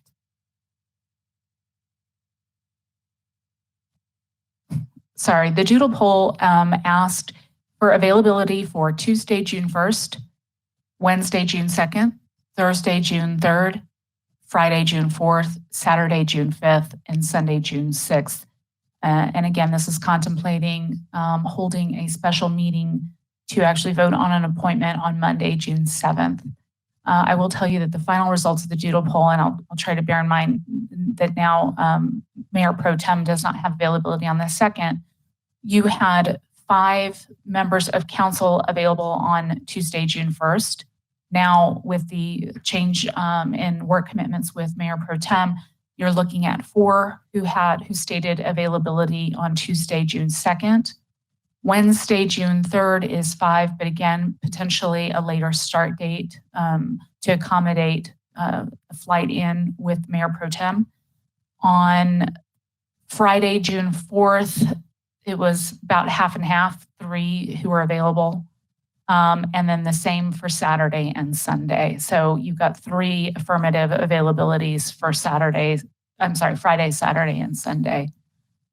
It appears at this time, Tuesday, June 1st and Thursday, June 3rd would have the highest number of available council. And then of course it's up to you if there's a 6th member who can accommodate one of those nights. Okay. And Mayor, I can rearrange my schedule for the 1st if that makes sense to the council. That would be nice. Are you in town on the 1st? Yeah, I leave early on the 2nd, so I'm here on the 1st. You're able to make that work? Yeah. Okay. I think we have our date. Okay, so if June 1st is the desired date, I also want to remind council that is a holiday weekend. That shortens our timeline for making meaningful contact with folks and ensuring that they're ready. So we can absolutely do that. We can reach out to whoever they are, but we will then have most likely a tighter turnaround for your selections, as well as a tighter turnaround for how many questions you'd like to ask a piece, and then getting those questions in from you before that holiday weekend. Last time, council decided to provide the questions in advance, since if you're the first person, you're the only one who didn't get the questions and everyone after you in the public meeting does. So just for the sake of fairness and equity, we would anticipate getting the questions as well to your finalists in advance of June 1st. Okay. That feels like an unrealistic timeline, and it seems very difficult to contact people right as they're going away for a long holiday weekend. That actually does give me a little bit of concern, and I appreciate you bringing that up. Is there any ability for this council on Saturday the 5th or Sunday the 6th to make it work? Because that also works pretty well with people's availability typically. Are those dates? I know she said there was only 50-50, but I think I had originally said I would not do those dates, but I will cancel what I have on those days. This is a pretty big deal. Councilor Bowles. I cannot. I'm out of town the 4th, 5th, and 6th. Okay. So I can't. However, let me ask you a question though.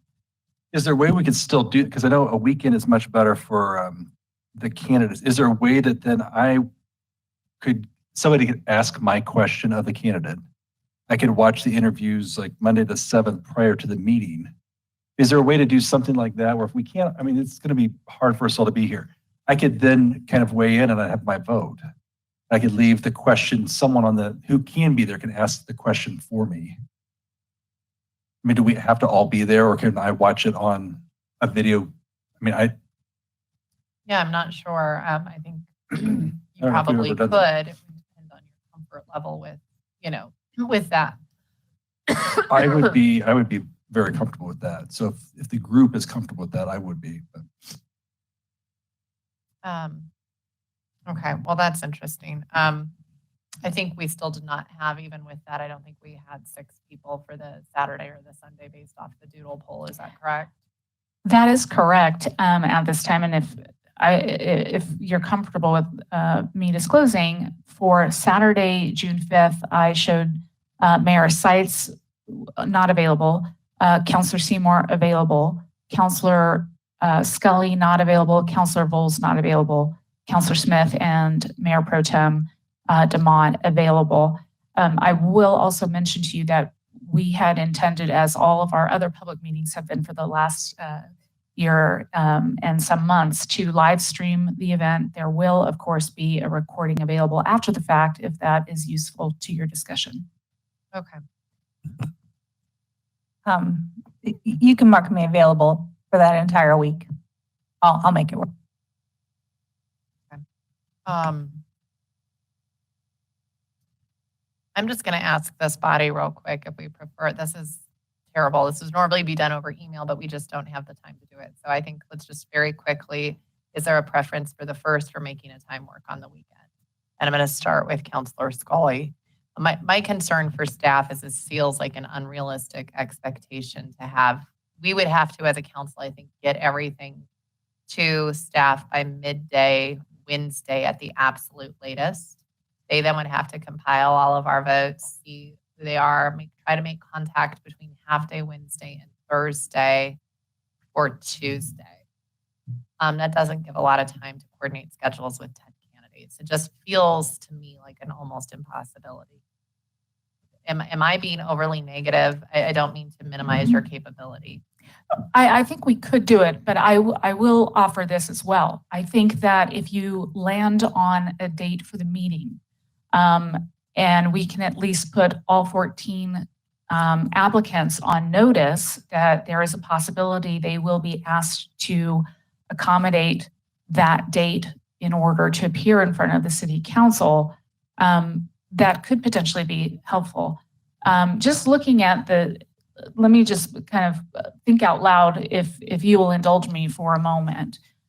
Tomorrow's Tuesday the 25th. Our original timeline, based on planning for June 1st, because honestly, we would not have offered June 1st as a date if we didn't think we could execute it. But that would definitely require, if all 6 members of council are able to give us some indication of who their 10 preferred finalists were, no later probably than Wednesday midday, as you've stated. We would also need a hard deadline of no later than probably mid to late day Thursday for your final questions. We tend to use a system similar to what we do for boards and commissions in terms of setting up appointments. What we do is we set up each 20 or whatever you land on increments, minute increments, and send a link out to the applicants and ask them to sign up to the one that they find is more convenient to them. This still sometimes requires a little bit of finessing when you truly have someone who cannot make, let's say they got the link later than everyone else and the only spot left, they can't work. So it does require a little bit of finessing, but we would do everything we could to accommodate. If you decide to go later in the week, that's certainly fine as well. If you were to eye Saturday the 5th as the date, I think you by yourself maybe one day at the max. We would still want to be able to contact applicants by the end of this week so that they would know with as much anticipation as possible that there is a possibility they'll be called before the city council for an interview. So if you were to land on Saturday the 5th, I would recommend that no later than Thursday, we get your recommendations so that staff has appropriate time to use whatever formula you wish for us to determine who those finalists are and at least give them a heads up before the long holiday weekend of the date that you settled on. And then we can use the following week to refine schedules, get questions to them in front of them in a time frame that's meaningful for them to be prepared for their interview. So I have a few folks in the queue. I'm just going to say I've just changed my mind hearing you say all of this. If you feel you can do the first, I'd prefer to have all of my colleagues together to do the first. I think we're capable of sending you our folks, but I'm going to go through the folks in the queue here to see if they agree with me. Councilor Scully. I agree with you, ma'am. Councilor Seymour. I agree, Madam Mayor. I did have one question. Are we able to do this through email since it's going to be a one-way conversation? I guess that's a question for City Attorney Frankel as far as, yeah. Or not ex parte, Well, no, open record, open meetings. So I'm comfortable under the open meetings law with you transmitting your choices to the clerk. She'll then take the next steps to make the arrangements, tally up the totals, and invite those candidates that have the adequate number of votes. And I believe I hear a subtext. We do not share that with each other. We Right. just send it Yeah, to it's the not a conversational email. Correct. Wonderful. That said, Ms. Parker may have a differing perspective. I do. I do just want to remind you, an email, even if you send it to me one way, is still a public record. I could still potentially be fielding questions of how each and every one of you voted, and if it makes you comfortable or uncomfortable, I mean, I could compile it in such a way anyway, just for the sake of transparency, if that's your desire. I guarantee you someone will ask. So, oh yeah, that's fine. I don't think it's- that was the yeah. concern. I think the concern was us doing policies. Oh, right. decisions Okay. in Yes. open Okay. meeting. Sorry, I don't think it was misunderstood the worried about question. transparency. It was about Yes, I agree with Ms. Parker. These are going to be public records. The concern, though, that I was thinking about was whether we were inadvertently creating a virtual meeting, contrary to the open meetings law. And I don't think that the transmitting of your preferences to the clerk would constitute a virtual meeting. Thank you. And Mayor, if I may too, because I wanted to see too, because there's been times where the selection in the boardroom, here's my pick, here's my pick. We just don't have time to sit down and do that. So the voting by email one way works. So, okay, thank you. Perfect. Councilor Smith. I'm fine with shooting for June 1st. I am available before noon on Saturday And Sunday, June 5th and 6th. Okay. And Mayor Pro Tem DeMont. I don't know. I was going to say, and everybody said that they prefer June 1st, but it seems like the time would have been nice. But if June 1st works better for everybody, I see the value of having everybody here.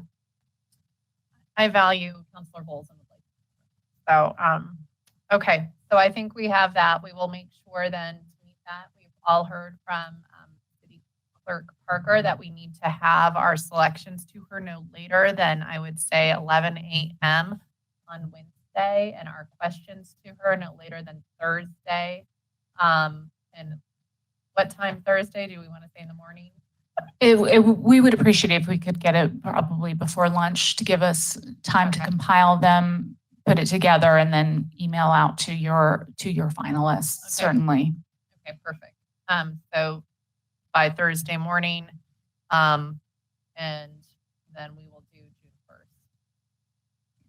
1st. Was there a final that I'm forgetting? What time would you like to begin the special meeting on Tuesday, June 1st?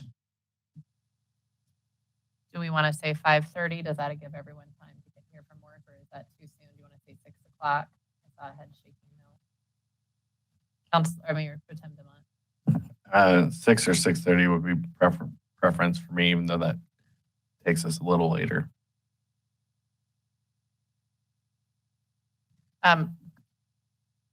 Councilor Smith.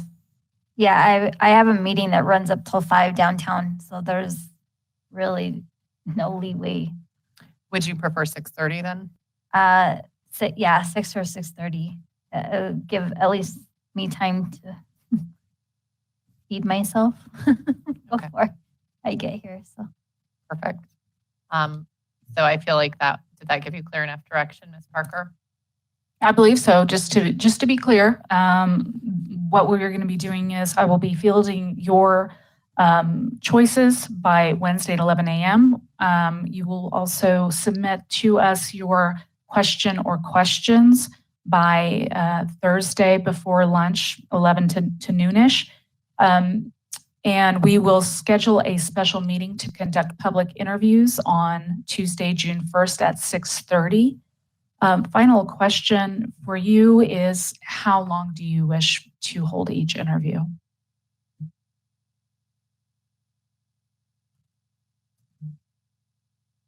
I mean, I would say a minimum of 20 minutes, probably 25 minutes. I think it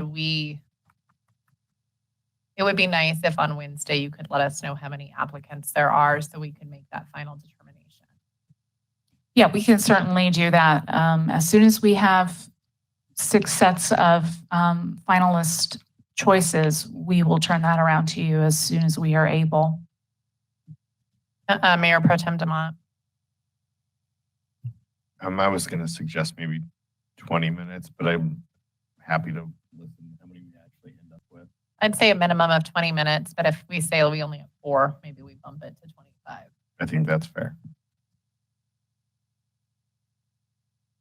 Thank you very much. I believe that gives us everything we need to get rolling tomorrow. Appreciate it. Great. We only have 2 more items before us tonight. City Manager Tripp, we now have the presentation of the 2022 water sewer rate recommendation and community outreach update, unless you wanted to change the order of the agenda. Well, given the opportunity, I'm gonna ask something here. We have an item in front of us tonight that's now the last item on the agenda. I have some staff members that are waiting for it. I'm gonna ask that maybe it's an item that doesn't require a long presentation. If I might, could I give you 4 or 5 bullet points on this homelessness issue that's going to Jefferson County mayors and council members on June 3rd, because we're looking for some feedback from you. Could I do that? Please go ahead. Okay. First of all, Jeffco has no year-round current shelter for people who are homeless. The Homeless Navigator program, which you may be familiar with, hopefully you all are, each of our cities banded together after a 2016 agreement that we would do something on the Jefferson County side to deal with providing some services to homeless, absent having any sort of a shelter. We all hired a staff member to do that work.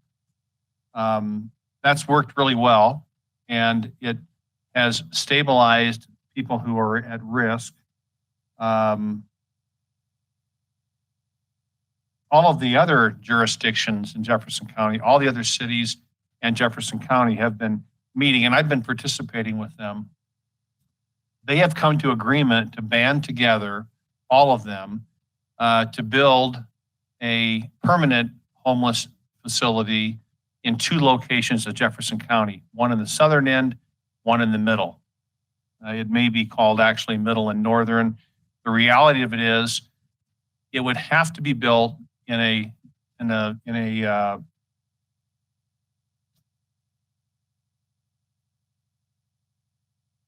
qualified census tract, okay? We do not have a qualified census tract in our city. So the location that's being contemplated right now would be south of us between Lakewood and Arvada. So the fourth point to you is that the location of it would be in that area. The fifth point is that Jefferson County has access to some special ARPA funds that are specifically for the purposes of funding this sort of a facility across America, about $3.5 million. They've agreed to bring that money to the table. And what they've now asked for all the cities to do is to consider whether we would participate financially in the construction and operation of such a facility. There is not enough information yet. I've resisted answering this question because I'm not comfortable that there's enough information yet. What that total dollar amount of commitment is and what the operating costs are. And I'm anxious to look at what kinds of services are coming with that. Now, I suppose I may appear to some of them to be a bit of an obstacle right now, but I just think there's more information that's needed, okay? So there's a meeting coming up on June 3rd where you've all been invited or will be to sit with your colleagues in the other cities. And all of you are going to be asked, are you willing to take this another step down the road? I think you should. I think we should continue to study it. And I would tell you that at some level, I think that we may be willing and should be willing, and I should say staff, to recommend to you use of some of our dollars for this purpose, because I do think there's a need. But I just think we need to, it has to be vetted out a bit more. And the only thing we were here tonight to do, in a much longer presentation that I just short-circuited a bit for you, is to say, would you be willing to attend that meeting and say, we'll continue to have these discussions? There's no commitments to do anything specifically yet. That's going to come back in the way of fully vetted IGAs that could be a year or so down the road. And I think we ought to keep the door open to it personally, because I think there is a need. And our police officers, I would tell you, I believe would say there's a need for people to go, have a place to go in these sorts of instances. I'm just a little concerned that it's moving pretty quickly. And I guess it's because I've had an experience where this sort of facility was built, and it replaced a facility that was about a third of its size. And when it was built and opened, it was already too small. It just did not have the kinds of ancillary kinds of programs and upstream solutions that I think we need to have. I'd say the Homeless Navigator program that we all participate in has done a good job of providing those upstream solutions. So I'm sorry I've taken longer than I wanted to even, but I want you to be clear that I think we ought to stay in the game here with it, but I don't think I'd be willing to say we are definitely going to sign an IGA to this agreement because we don't know what the terms are. Thank you. I'm going to see if my colleagues have any questions or comments for Mr. Tripp. Okay, Councilor Scully. Thank you, Madam Mayor. Mr. Tripp, I appreciate your comments. I've seen this coming down the road as I attend all of those quarterly meetings with Jefferson County as well. And I think this is a really important issue. I think that this is something we need to address as a region. And I think that this is a good solution. I think the region has come together and tried to work through this solution together. They've put a lot of really smart things into place, such as working with navigators, working with different community law enforcement areas, working with community centers. So I don't think it hurts us at this point. We're not making a commitment of money at this time. We're saying, let's continue this conversation. Let's keep moving down the road. I don't know if it's going to look the same when we get to the end, but I think that it is moving in the right direction. All right. Next, we have Mayor Pro Tem Demont. Thank you, Madam Mayor. I agree, Mr. Tripp, that we need to continue the conversation. What I would ask my colleagues and staff is that this council could have a more robust conversation about the many facets of the homeless issue that's affecting our city. I think that, there's some proactive things and steps that we need to take to deal with such things as panhandling in the middle of the street that we've talked about for a long time. Just some of the general safety concerns that I'm hearing from constituents. I mean, just last night I was picking up dinner and there was a homeless individual who I'm pretty sure was on something that kind of started walking towards me and my son. And I hear these kind of stories more frequently. And I know there's no perfect solution for it, but I do think that we owe our residents a more robust conversation about the many facets of this problem and safety concerns that have arisen out of it. I know COVID has been a challenge for a lot of it, but my answer is yes, I'd like you to move forward, but I would also ask that we have a more robust conversation in the very near future to see how we could address some of these concerns more proactively. Thank you, Mayor Pro Tem Demont. Councilor Smith. Thank you. Much to what you've just mentioned, Mr. Tripp and Mayor Pro Tem, I agree with you both as far as having, and Councilor Scully, I agree, having a more robust discussion. You're right, City Manager Tripp, it seems like there's some missing pieces and information here. So I'd like to have that information. I wouldn't want to lend a decision to not having a regional discussion because it is a regional matter. And so with that, I didn't see the calendar invite on our calendar, so I would like to attend. I don't know if I could though, because it might be during work hours. So, and maybe that's why it's not on my calendar. But okay, yeah. So that's probably why it's not on my calendar. So if a staff member or a council member could attend and provide information as to what's discussed. I know that we normally discuss that here as far as updates, meeting updates. I would appreciate the information. Any presentations or notes that could be forwarded would be appreciated also. So. And just so you know, I've already RSVP'd that I will be attending and I will take good notes and report back to you later that afternoon. Or into all of council. Councilor Scully? Yeah, and I was just going to say, I attend those meetings every quarter religiously, just because it's on the Jeffco side and it's a huge interest to me. Homelessness is a huge interest to me. And I usually report back, but I'm happy to take some better notes this time and make sure that they get sent out. Thank you so much for the conversation. Does anyone else want to weigh in? Councilor Voles. Yeah, thank you, Madam Mayor. I just have so it's the quarterly BCC, is that what it, or the, okay, that's what okay. Yeah, thank you. So I will like to, I'll attend as well. Sorry. So it sounds like we have a consensus to continue the conversation and a lot of desire by council to talk about homelessness. Rather, folks experiencing homelessness understand the drivers and the impacts to the community from various different stakeholders, including our PD in the near future. Thank you. Okay, thank you so much. The next item that we have is the presentation of the 2022 water sewer rate recommendation and community outreach update. I'll bring Public Works and Utilities Director Max Kirschbaum forward for he and his my team. apologies. We have City Attorney Frankel. My guess is he's going to tell me we need to extend our time. It is 11 o'clock, and I would recommend council consider a motion if to extend the meeting. Mayor Pro Tem Demott. I would move that we extend the meeting an hour. Councillor Scully. I second. There is a motion and a second to extend the meeting by 1 hour. All those in favor, please say aye. Aye. All those opposed, please say nay.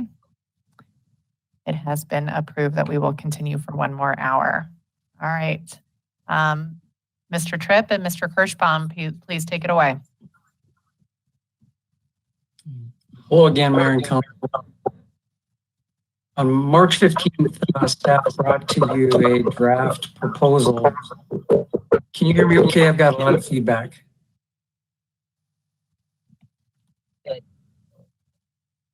Let me try unplugging the device. We can hear you. Okay, I'm sorry. The feedback must be on my end. We brought to you a proposal on March 15th with a draft recommended rate structure for water and sewer for the year 2022. At that time, council direction was to gather feedback from our customer base.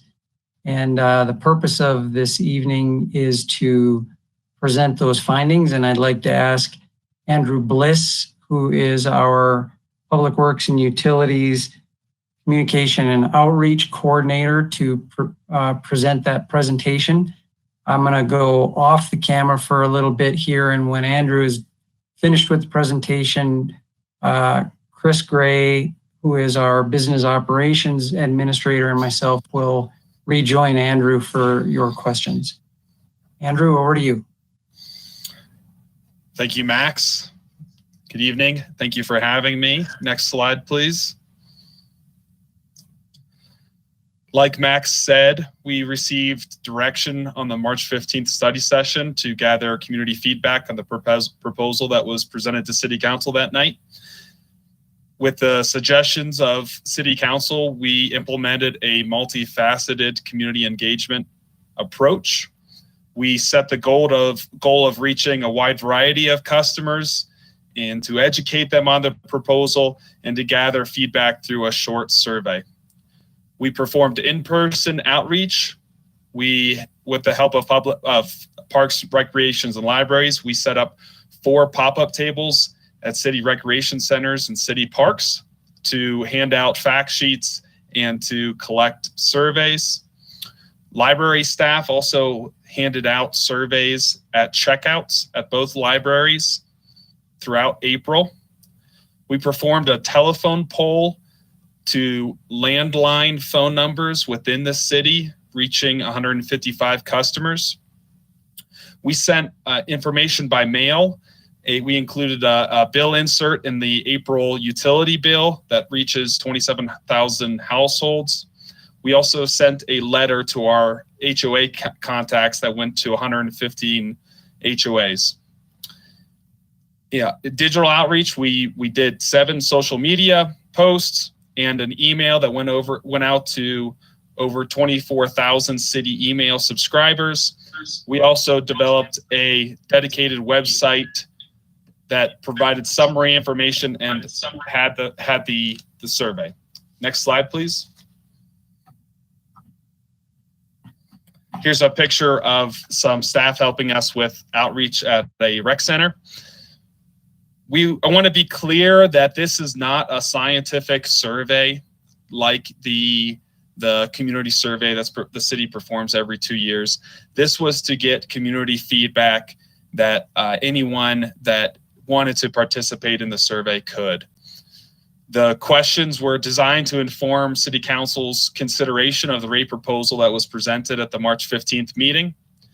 We received over 1,600 online responses, 155 telephone responses, and 49 in-person responses, both between these pop-up tables and the library staff handing out surveys. The geographic distribution of the survey participants is pretty close to the city's population, and the survey participants tend to be older than the city's demographics. Next slide, please. The memo that was developed as part of this presentation provides more detailed information for every question. We wanted to hit some of the more important questions. This slide shows question number 3. How satisfied are you with the safety and reliability of water and sewer services? As you can see in the pie chart, 79% of survey participants are either very satisfied or somewhat satisfied with service safety and reliability. That is consistent with the survey responses we see in the community survey and past public works surveys. Next slide, please.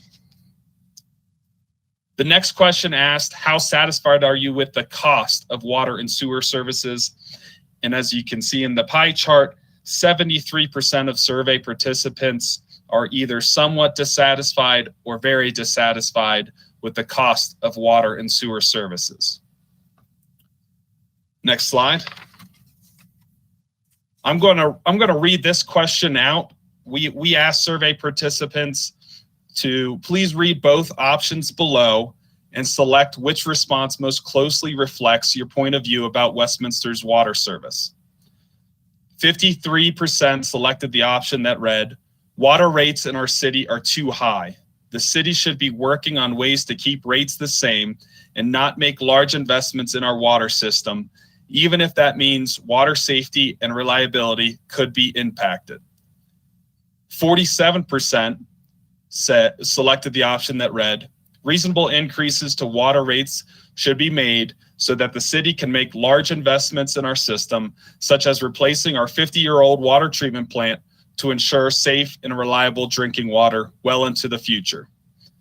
While we're still on the slide, I do want to make the point that on the open-ended question that followed this, we received a lot of feedback that residents were frustrated with this question and felt that it was unfair. We spent a lot of time developing this question, and it was designed this way for a few reasons. First, we felt like it needed to be informative. The options needed to provide information about the trade-off that's being presented in the proposal to City Council. We felt like we couldn't assume that a lot of the survey participants have watched past City Council rate workshops or have read a lot of information about the proposal. So we wanted to provide information within the options themselves. We also felt that we wanted to make sure that the options reflected the proposal that City Council was considering. Following 5 water and sewer rate workshops, staff were directed to develop the lowest sustainable rate for City Council, and staff made several significant changes to defer and reduce costs and presented a proposal that was on March 15th. And so we wanted to make sure that these options reflected that proposal and the trade-offs of that proposal. And we did consider adding a third option, but felt that a third option wasn't being considered as part of this proposal, so it wasn't appropriate to add any other options. And finally, we added an open-ended comment immediately after this question. And so if there were any other additional comments or questions or suggestions, residents could provide that as well. Next slide, please. Some additional findings to highlight. In-person and phone surveys were more supportive of the reasonable rate increase option on that previous question than online surveys. And in the open-ended comments, some themes rose to the top. Many residents were concerned about how growth is causing rates to increase. We saw many residents concerned about the wording and trade-off presented in that question number 5. Many residents were suggesting either changes to the tiered rate structure or removal of the rate structure. That was a general theme. And many residents were referencing the city's rates in relation to neighboring city rates. That was a common theme in the open-ended comments. Next slide, please. As City Manager Don Tripp mentioned, the proposed next steps for this water and sewer rate proposal is to come back to City Council for a first reading of the proposal on June 14th and a second reading tentatively scheduled for June 28th. And these rates would not be effective in 2021. There was no rate adjustment, no rate increase in 2021. City Council approved a 0% rate increase for 2021. And so the rates this year are the same as 2020. These rates being discussed here tonight would be for 2022. Next slide, please. And with that, I'm be happy to take your questions. Thank you.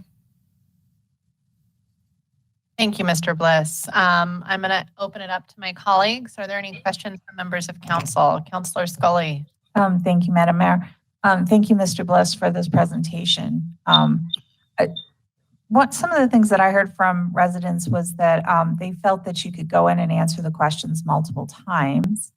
How did we address that?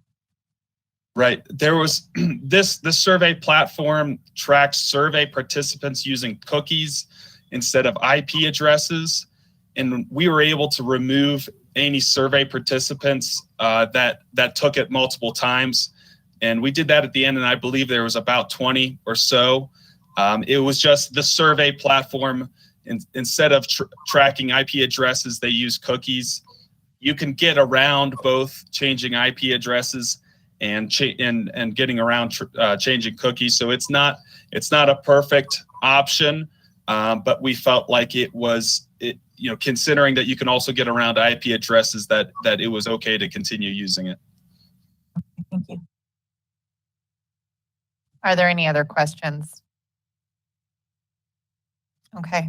Seeing no comments and questions, I think just really appreciate you presenting this data and your work to bring the proposal out to our community.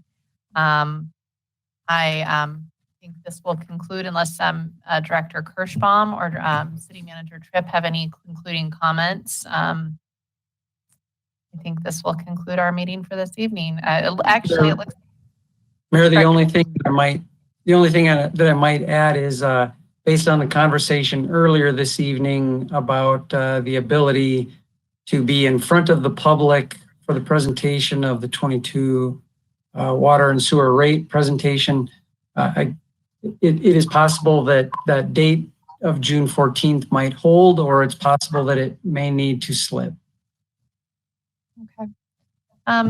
I guess I would make a couple of comments. It would be interesting, if possible, to dig into some of the data and see if we could see the geographic distribution and the age distribution for certain answers.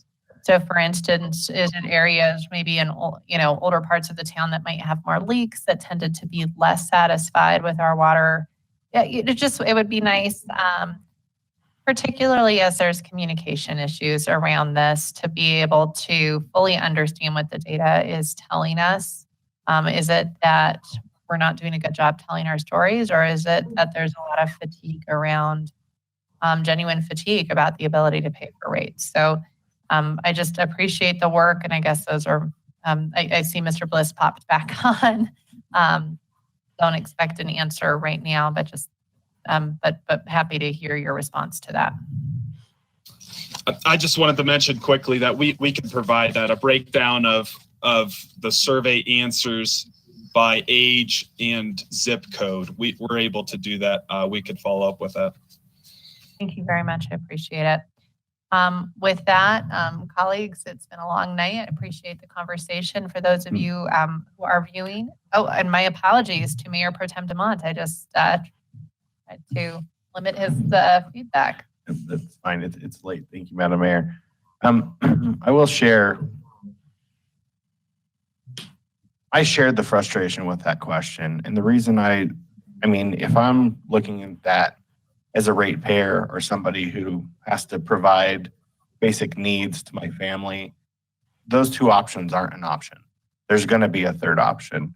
As a city, we are required to provide clean drinking water. So I say that with appreciation for the intent of what you were trying to accomplish. I totally understand where you're coming from, and I appreciate you kind of running through the thought process behind it.